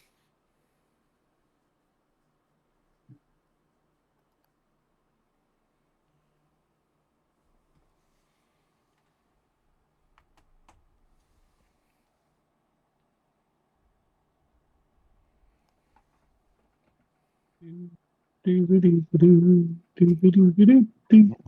yeah, she would sign to him, which I already whispered to Cal, and would proceed to keep walking. Damn it. I was so close. I was gonna lower his gun or his rifle and follow Saphira. And then Raytheon will start following as well. You guys are all Raytheon moving following down to us? that lower platform. Yeah. If Raytheon is following us, Cal is going to turn around with his rifle and be like, "You can go that way." Go what way? The other way. There's only one way to go. No, there's There's two two ways. staircases. You Left can or go right? down the other one. Taking down the left staircase. Oh, I gotta say, Yeah, I did okay. not think there would be enough inter-party drama, this much inter-party drama off a character switch. Well, so, but it comes back to, once again, Cal was already suspicious when we came in here. Mm-hmm. So, like, Cal's makes perfect sense. I was a little bit more hesitant until he ran through the veil and then came back and the Veiled Watcher is dead. Now I'm a little bit more sus. I get it. He told me what he said was true. So I'm, like, going with it. It just means Well, that to I'm be doing clear, my job as a DM. That's what all You this- rolled an insight check. To be clear, you rolled an insight check, so you believe him. Yeah. To be true. No, exactly. I believe him to be true, so I'm gonna play it like I believe he's true, and I'm mostly still in shock. And It's also, like- frankly, I'm feeling It's like, feeling I guilt-ridden. believe that 1 foot long a week from Subway will help me lose weight, but that's still a lot of carbs, you know? it's like that. Saphira brings up a good point. No matter what, no matter if we believe that he's telling the truth or not about what happened in there, we've almost known this dude for 3 days. So to have any kind of interpersonal communications within the group of like, cool, you're gonna follow us, I don't think would happen based on everything that's happened. At least with Cal. To be fair. And Rick is just really finding himself in this shit stirring phase of his, so he is here for it. Dude's got a lawn chair and a magic bucket of refilling popcorn. Right? I mean, that's like I said, and also Saphira is also feeling incredibly guilty right now. People probably wouldn't notice that. I'm just saying, like, as my character, she's feeling guilty. So, yeah. Full of tension, you all make your way down the stairs. And you find Jade sitting there gently rocking Tukra's shell back and forth like a baby bassinet.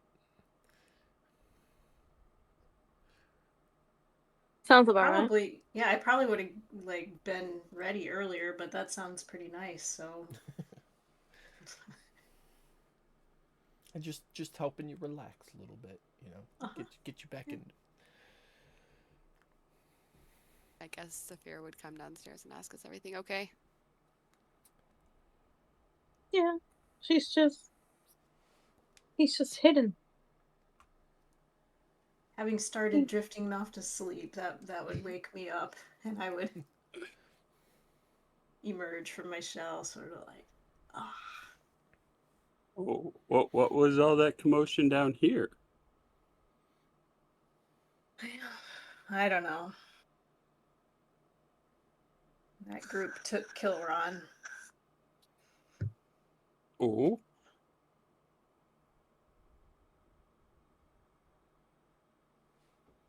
did it say anything? Nope.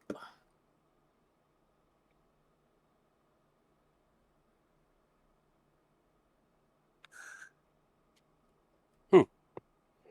I don't think they were hostile. I don't think they had bad intentions. I don't know, but that's the vibe I got.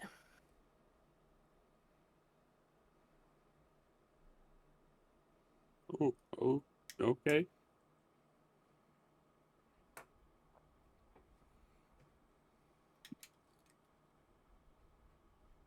Well, at least they weren't hostile. That's a plus.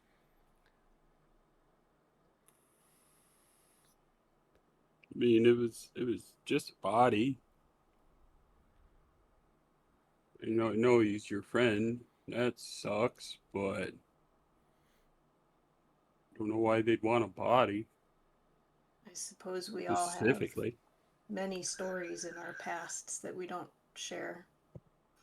Mm, interesting.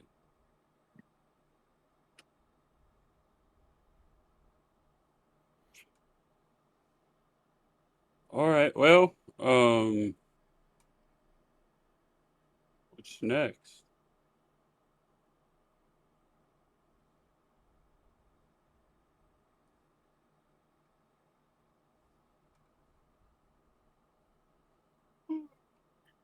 Excuse me.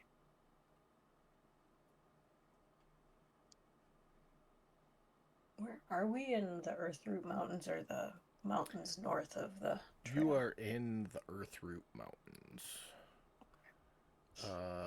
If you have the world map pulled up, about right there. Okay.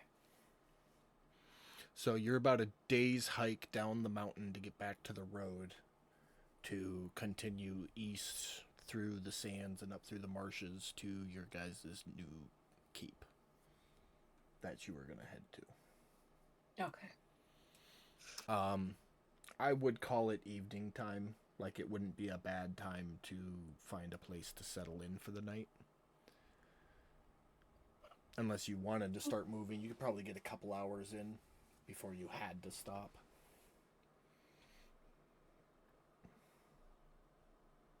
I wouldn't recommend staying here. I don't know what the fuck those guys were here for, or what's going on with the veil over there, but I erased the markings, but the bodies of the Enclave members are still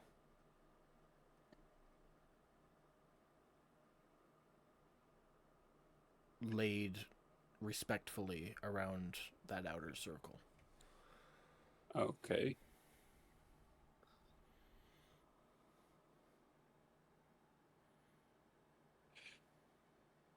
Do they have some kind of special ritual for passing on?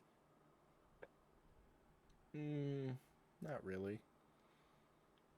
Just kind of like a generic, we offer your body to the veil sort of thing as you either bury or cremate, but nothing super specific. I mean, you could say the right now and leave, and you would have technically met your obligation under your religion. I'm more of the muscle, so I kind of look at the group, more specifically Saphira, like, should we do something with their bodies?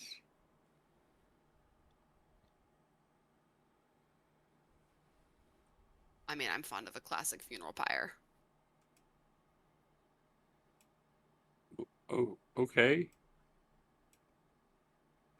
Well, I'll get to work and start finding things around here to do that then. Yeah, it doesn't take long. There's plenty of furniture. There's some like garden branches that can be used for kindling and whatnot.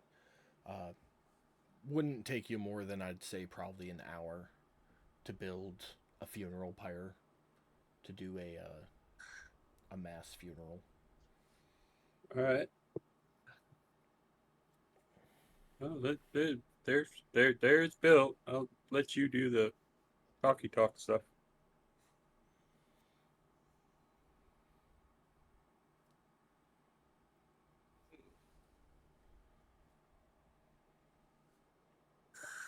Saphira would probably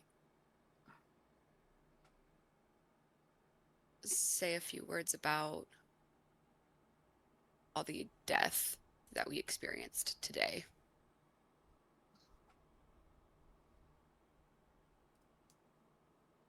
And probably get kind of teary about the fact that there's like not many of Veiled Watchers left. I mean, above table, do we still think there's some hermit factions out there? You, if there are, it's one of the. I have a note for this. I mean, I know we had about 13. If there are, it would have been one of the 3 hermit locations that you and Cal sent watchers to look over, but you have not heard anything back from them, so you do not know if they still exist. Yeah. Anyways, she would kind of get teary-eyed at that fact.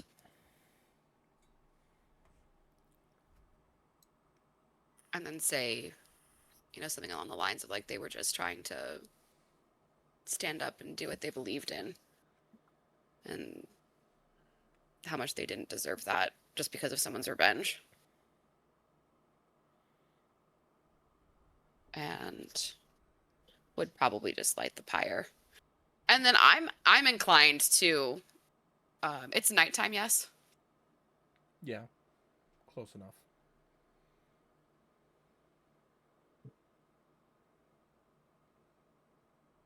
Either find a place away from this more ritualistic area to go settle down in, or start heading down the mountain. And that's what I would propose.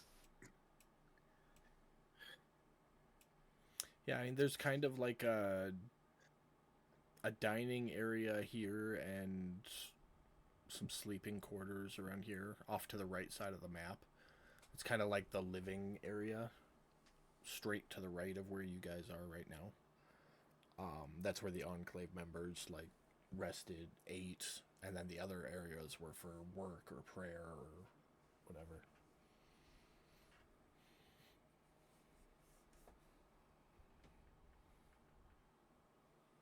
Then yeah, I'd probably start looking around and probably head in that direction.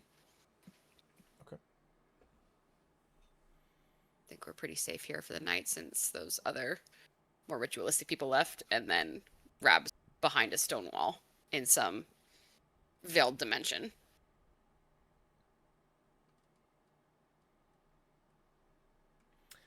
What's everybody else doing?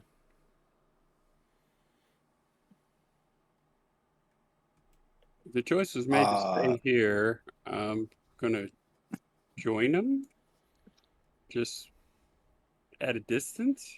Okay. Somewhere I can keep an eye on Saphira, but So far you're enough definitely away. not staying anywhere in our area, not near us. Cal would not have that. You're kind Yeah. of welcome in this room. Okay. Jade? I don't know. What am I doing?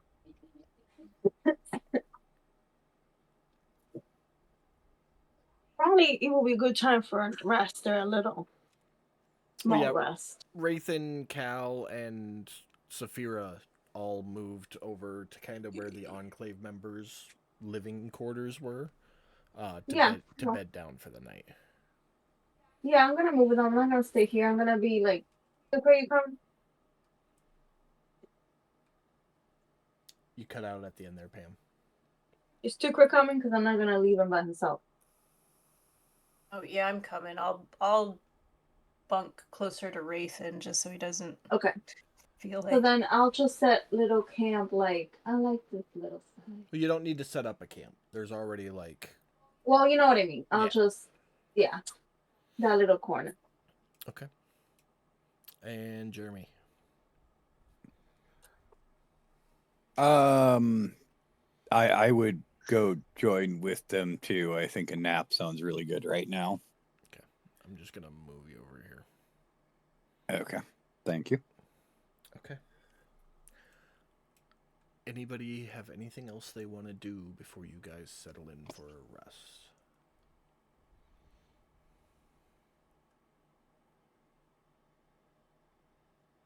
I think we've done enough shit for the day. Tukray, you got anything else? Mm-mm. Pam?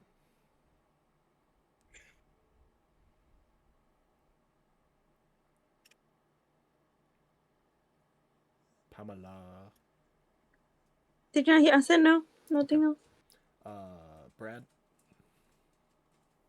Not at the moment. Jeremy? No. No. Becca?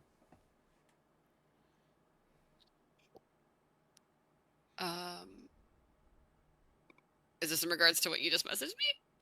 I just asking. Yeah, I mean, I would be contemplating it for sure. Okay. I just, It doesn't matter either way, but you're the last person, Yeah. so. yeah. I'm going to request some space. And I'm going to crawl off to a different area. Conveniently enough, there is a private little chamber right there. Yeah.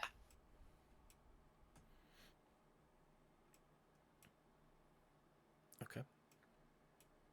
And you're going to do the thing? Yes.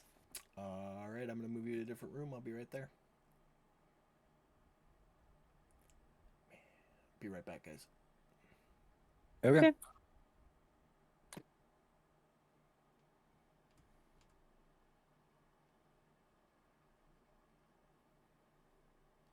Am I in the right room?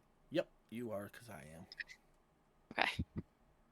Thank God we have this. I honestly almost would have forgotten. It's all good. That's why I reminded you. All right. So Appreciate you go into this private room and hold the pearl in your hand. And almost instinctively hold it up to your mouth and just whisper, "Veiled Watcher." And as soon as you whisper the name, your vision changes. You're no longer seeing the inside of this room. You are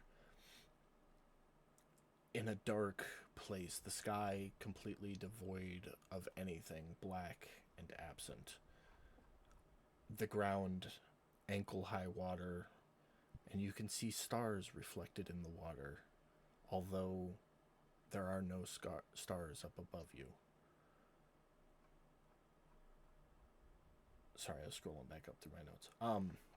The water swirls in every direction as if flowing, but there is no set current or direction to it. And in front of you stands a humanoid silhouette, masked and veiled, with the face of the Veiled Watcher. She speaks softly in the voice that you recognize. "Good. You received my last message to you. It is the last of my power to give you this pearl and to free you from your veil. And she reaches out and places her hand on your forehead. And as she does, she says, "My witness, look one last time." And her words echo as you are pulled back into your mind, as the veil that she had placed over your mind lifts, and you are brought back to the night your village was attacked as a child. You witness horrible monstrosities that you couldn't even describe. You've never witnessed them before, tearing through all of your friends and family. Creatures without definition or distinction.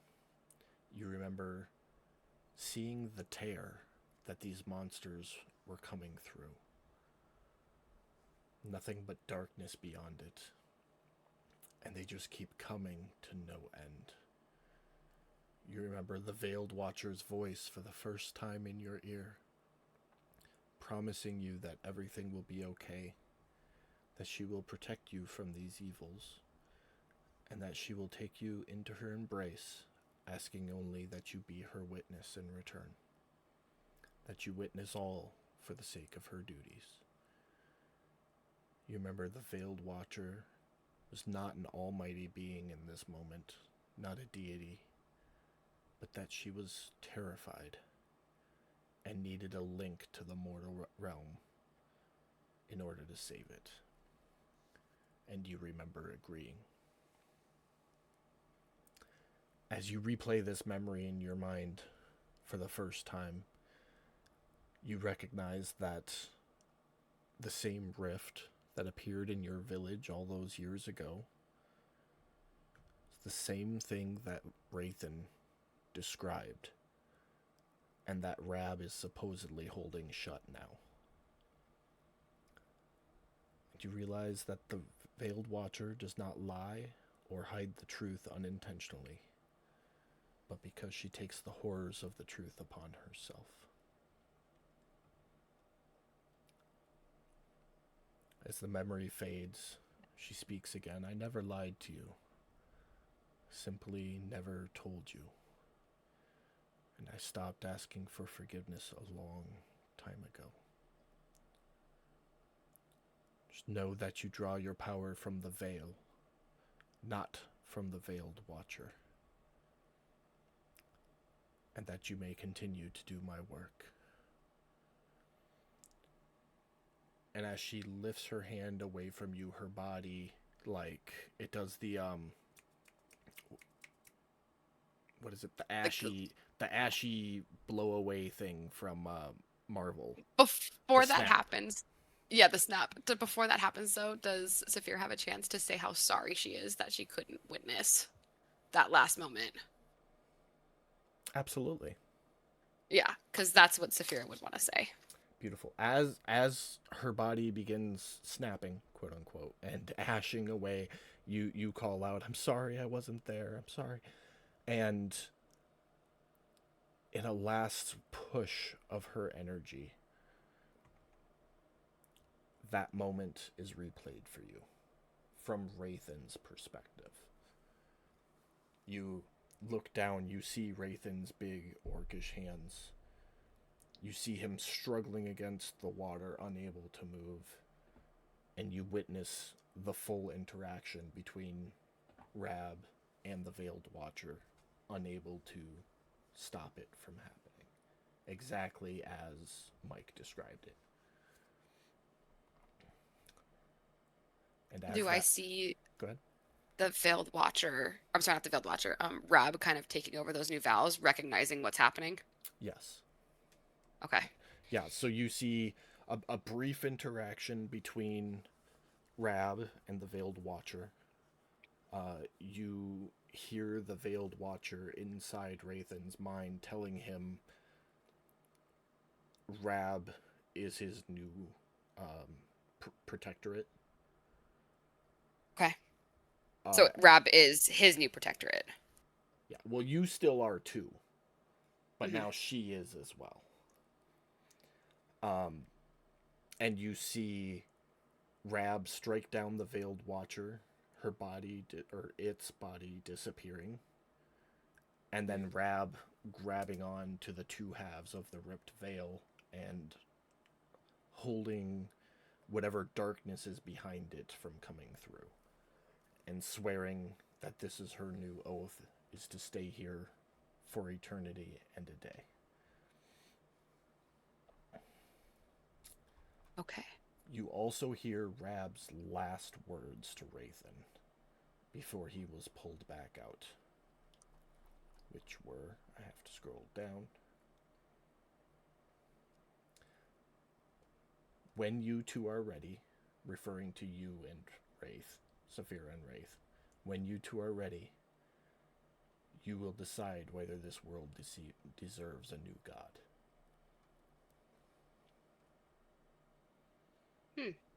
You will decide if this world deserves a new god?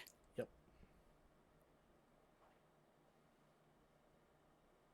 Ooh, interesting. Okay. And at the end of that vision, you are pulled out of the trance, the state. You look at the pearl in your hands and you watch it also wither into dust, realizing that this, not the moment with Rab, this with you, was the Veiled Watcher's final moment. Okay. You also, I think I mentioned it there, but you also realize that the Veiled Watcher herself wasn't a deity. The veil. Mm-hmm. The veil is the deity. Is the source of power. And she was a conduit for it, choosing you to be a recipient. Gotcha. Okay. All right. Cool. I'm gonna send you back. All right. Cool. Thanks, man. Have fun overthinking everything. You know me too well. Stop it. I'll meet you back over there. Sparked a wildfire, led to the death of a firefighter, and now 3 companies have agreed to pay them more than $4 million. I came back. Is this Well, that? then- Is Not, that guys. the baby? Reveal. Yeah. Yeah. Yeah, that's the one. That's the one we were talking about. Yeah. But I know those parents got charged big time. Oh, yeah. Like they got. I think they charged them with a crime actually. All right. Oh. Becca, you're the only one who said you didn't have anything else for the night. So, coming back from what just happened, do you have anything else you would like to do before you settle in for a long rest? Actually wouldn't even have left the room. I actually probably would have opened the door, like cracked the door and gotten Cal. Okay. And then I would have like called him over. I will go over to the door.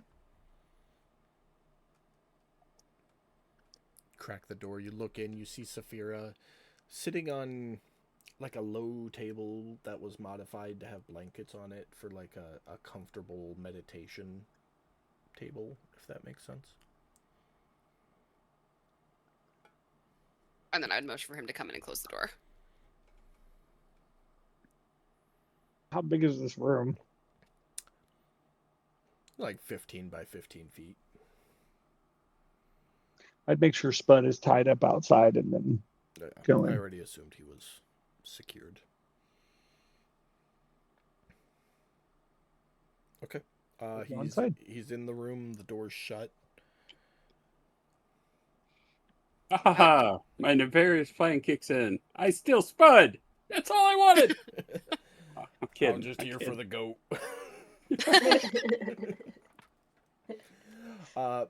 Becca, did you want to have that conversation with Brad above table so nobody Yeah. else hears it? Okay. Yeah. So and we I'll only- come into your room real quick. Well, we only got Yeah, 25 you can- minutes left, so I'm sure you guys can do that before next week. I don't think it'll matter this week. Yeah. It might. Who knows? Did you all get a long rest?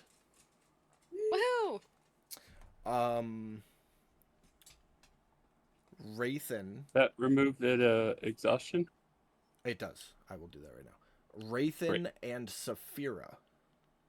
You two have a level 6 whenever you deem appropriate. Cool. Entirely up to you. Because it worked really well the first time, and I really like that. But yeah, you all wake up the next day well rested. And it's a new day.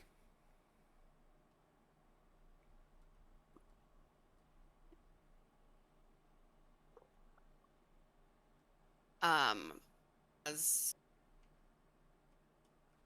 I come out of the rooms, I would say, well, this has been 50 Shades of fucked up.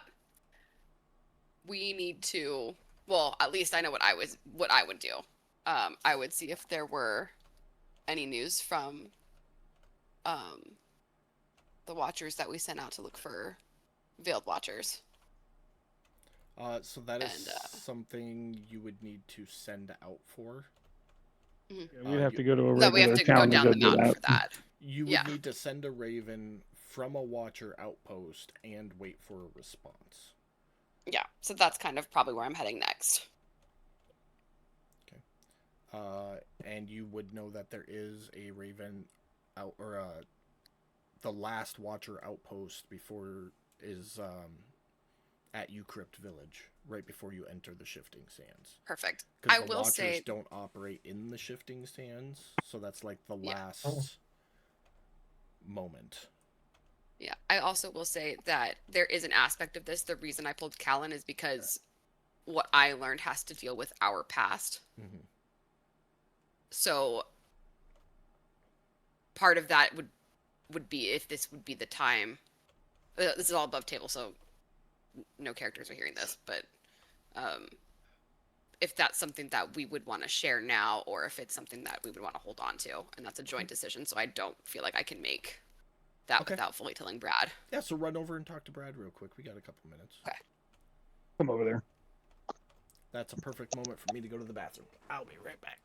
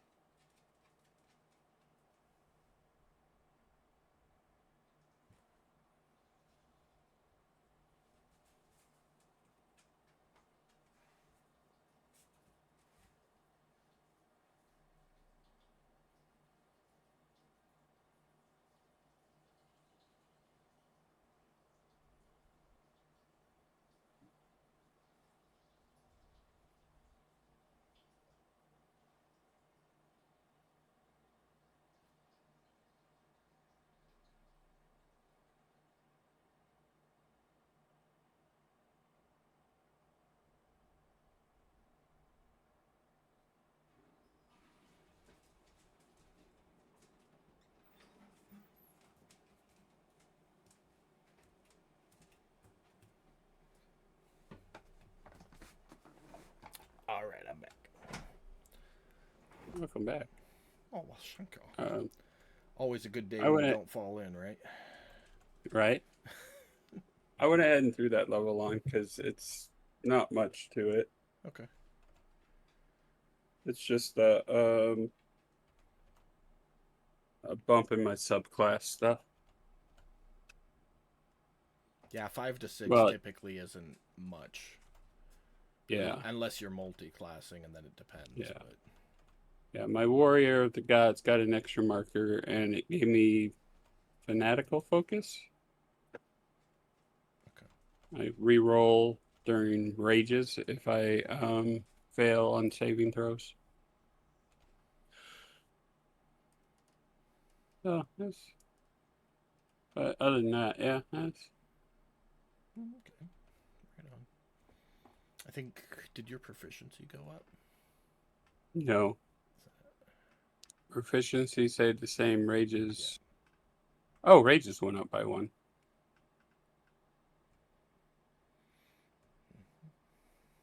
But my rage damage stayed the same, and my weapon mastery stayed the same. Okay. I had to check my rages. Oh, I didn't change it. Okay, that's okay. I can change it.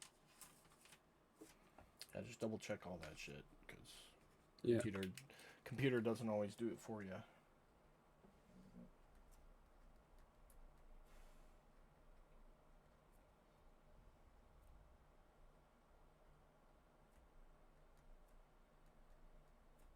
Yeah. According to the chart, that's the only thing that changed. Okay. At level 6, proficiency bonus is the same. I get a subclass feature for class features. Rage went up by 1. Rage damage is the same, and weapon mastery is the same. So, hey. I rage one more time. Nice.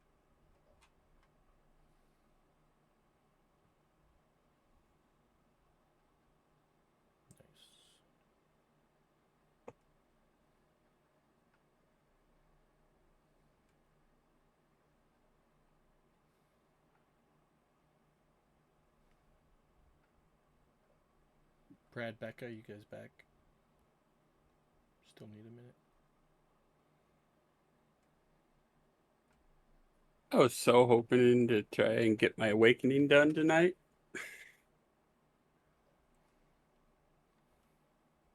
I don't even remember what your awakening consists of, honestly. I needed to die. Get back up Oh. and then kill somebody. Yep. Yeah. And I got knocked out. That's how I got that exhaustion. So Yeah. that's why I was running after Rab. I'm gonna kill that bitch. I think you and Brad were fairly close to it throughout the course of the combat. Damn plot armor. Yeah, well, shit happens. I guess I could have went and put an axe through the head of one of those followers. That probably would have did it because it didn't specify who I had to kill. No. You totally could have just ran and thrown your fucking axe off the edge of the cliff and prayed.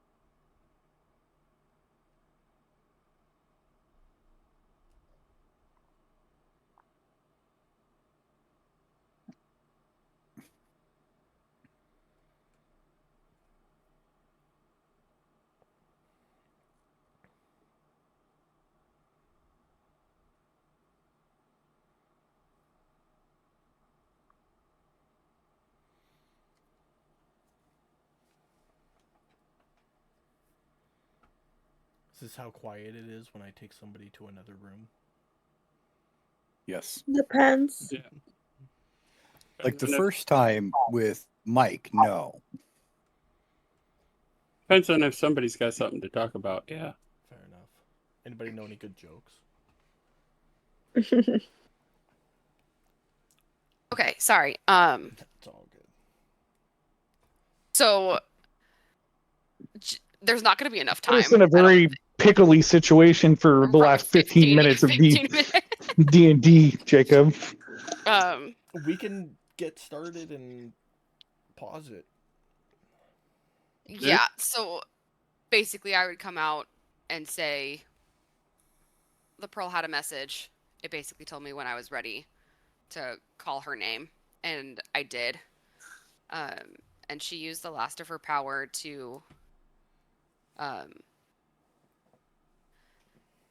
basically make the pearl and remove the veil that she had set over my eyes when Cal and Mai's village was destroyed. I'm sorry, 1 second, Becca. Katie, are you back? I'm here. Okay, just making sure you weren't missing nothing. Sorry, go ahead, Becca. Yeah. Yep. And the vision that she had veiled from me because it was extremely traumatic was our village being destroyed by these monsters coming through this tear. Similar to what Raytheon had described when he was through the veil. And there were these horrific monsters coming in, ripping families apart, destroying our village. And it was the memory of her voice playing in my head at that moment, saying like that she would protect me from these visions in exchange for being kind of like a conduit on this side where she could help in order to seal the tear that was bringing these monsters through. She's not a deity herself. She is another being that drew the power from the veil to keep it closed, to keep these monsters on the other side. She also showed me the conversation Raytheon had, or like where it was her and Rab and Raytheon was there, and I saw the whole situation. And how that happened, and how honest Raytheon was about it. And that Rab is now the new protector of the veil. She had gotten her revenge, which is what she wanted. And I'm guessing, I obviously don't know, but I'm guessing she saw that this was bigger than anything and that she had to step into this role in order to keep those monsters on the other side of this veil. The additional thing that she said was that when we're ready, we'll decide if this world deserves a new god. Now, I don't necessarily know what that means. And she said it in specifically for Raytheon and I. But frankly, like, this is a team. As I'll look around at everybody and say, like, I have no idea what this means. I'm willing to go and find out. If you guys want to, you're welcome to join me. But this is the path moving forward that I'm going to be going forth on, is trying to find out what this means. And then I would obviously tell more about the village, and I would kind of look at Cal, because Cal's obviously was there during our village, and he has his own perspective of what happened that day. And obviously things going on with the whole flaming skeleton situation. But yes, that is I think we the kind of gist. previously established Cal was more or less blacked out for the attack because of the flaming skeleton thing. Yes. We have, but not everybody else knows that. Mhm. Yeah. Okay. So that's where he can kind of get into his side of the story. But that's what happened with me. And so that's where I will be moving forward in this journey. If you wish to join, you're welcome to. Yeah, that's where we're at. Any questions, comments, discussions?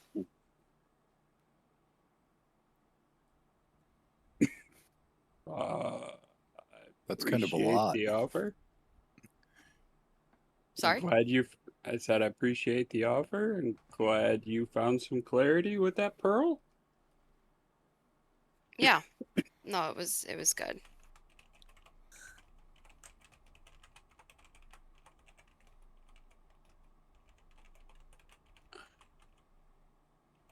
But yeah, still, it was. I don't know what it means if we decide this world needs a good new god. Don't know what that means. But Well, if I'm still standing where I was sleeping,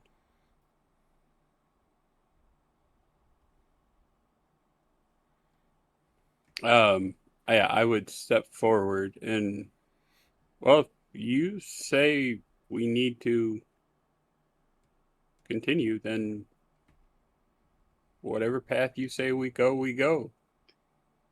I'm behind you or in front of you, wherever you need it.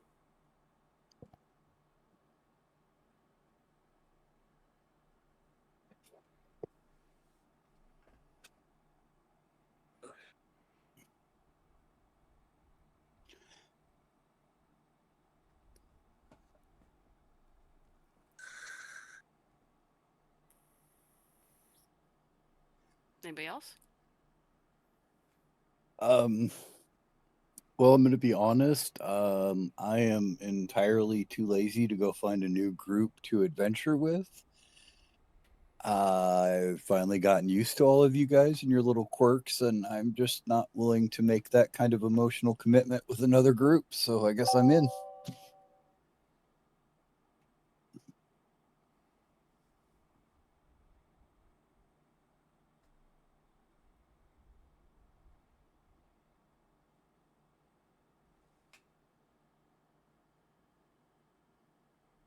Saphira would kind of smile at Aw. Rick and Sheldon.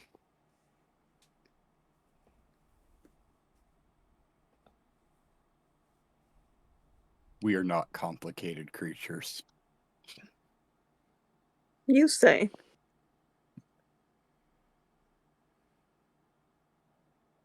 I like the big guy. He eats things. Lots of things.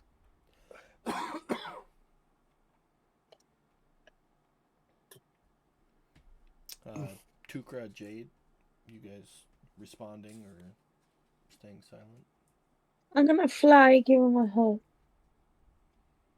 Give Saphira a hug? Yeah. Okay.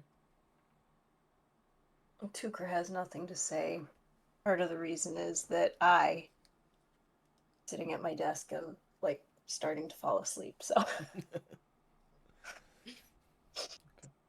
Saphira would hug Jade back rather tightly. You did throw me in jail, but all families have issues, you know? It wouldn't be a family without our drama.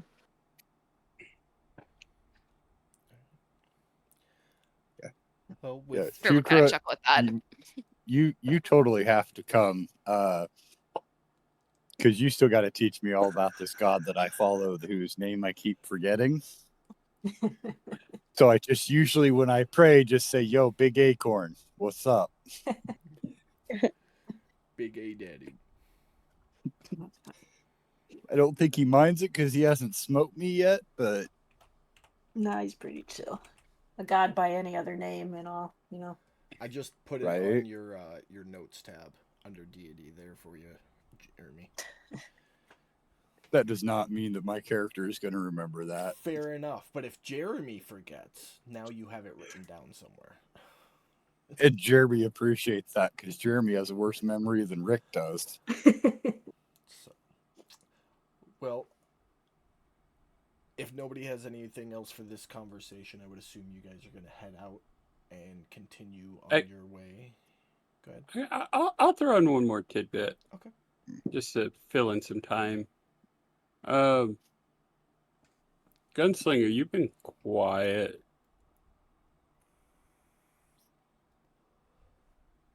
I obviously, I know you're going to follow wherever Saphira goes, but you going to say anything?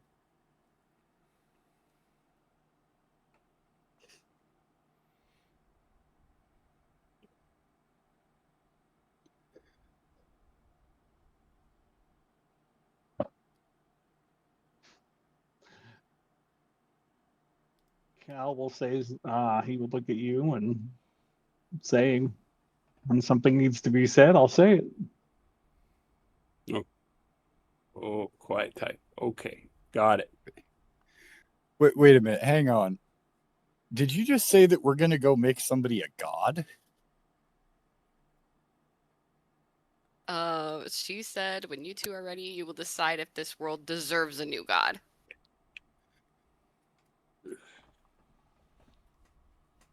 Can I nominate Shelton as the god of snacks and good boys? I don't know if that's how that works, but I would cut Raytheon off and say, 100% love this idea. I'm just saying.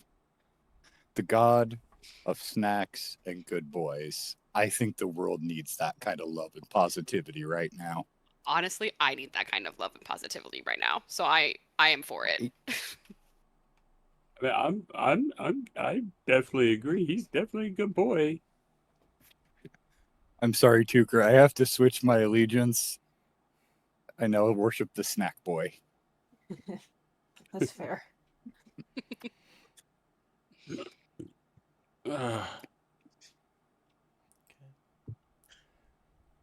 As the conversation concludes, you all pack up and set down the mountain back on your way, heading towards Eucrypt Village to reach out to see about the other Watcher worshippers on your way up to your new keep.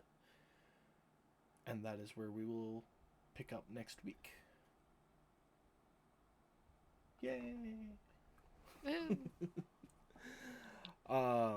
Yeah, thanks everybody for coming to watch the stream. We appreciate you as always, and we will see you back here next week for more Dungeons and Dragons.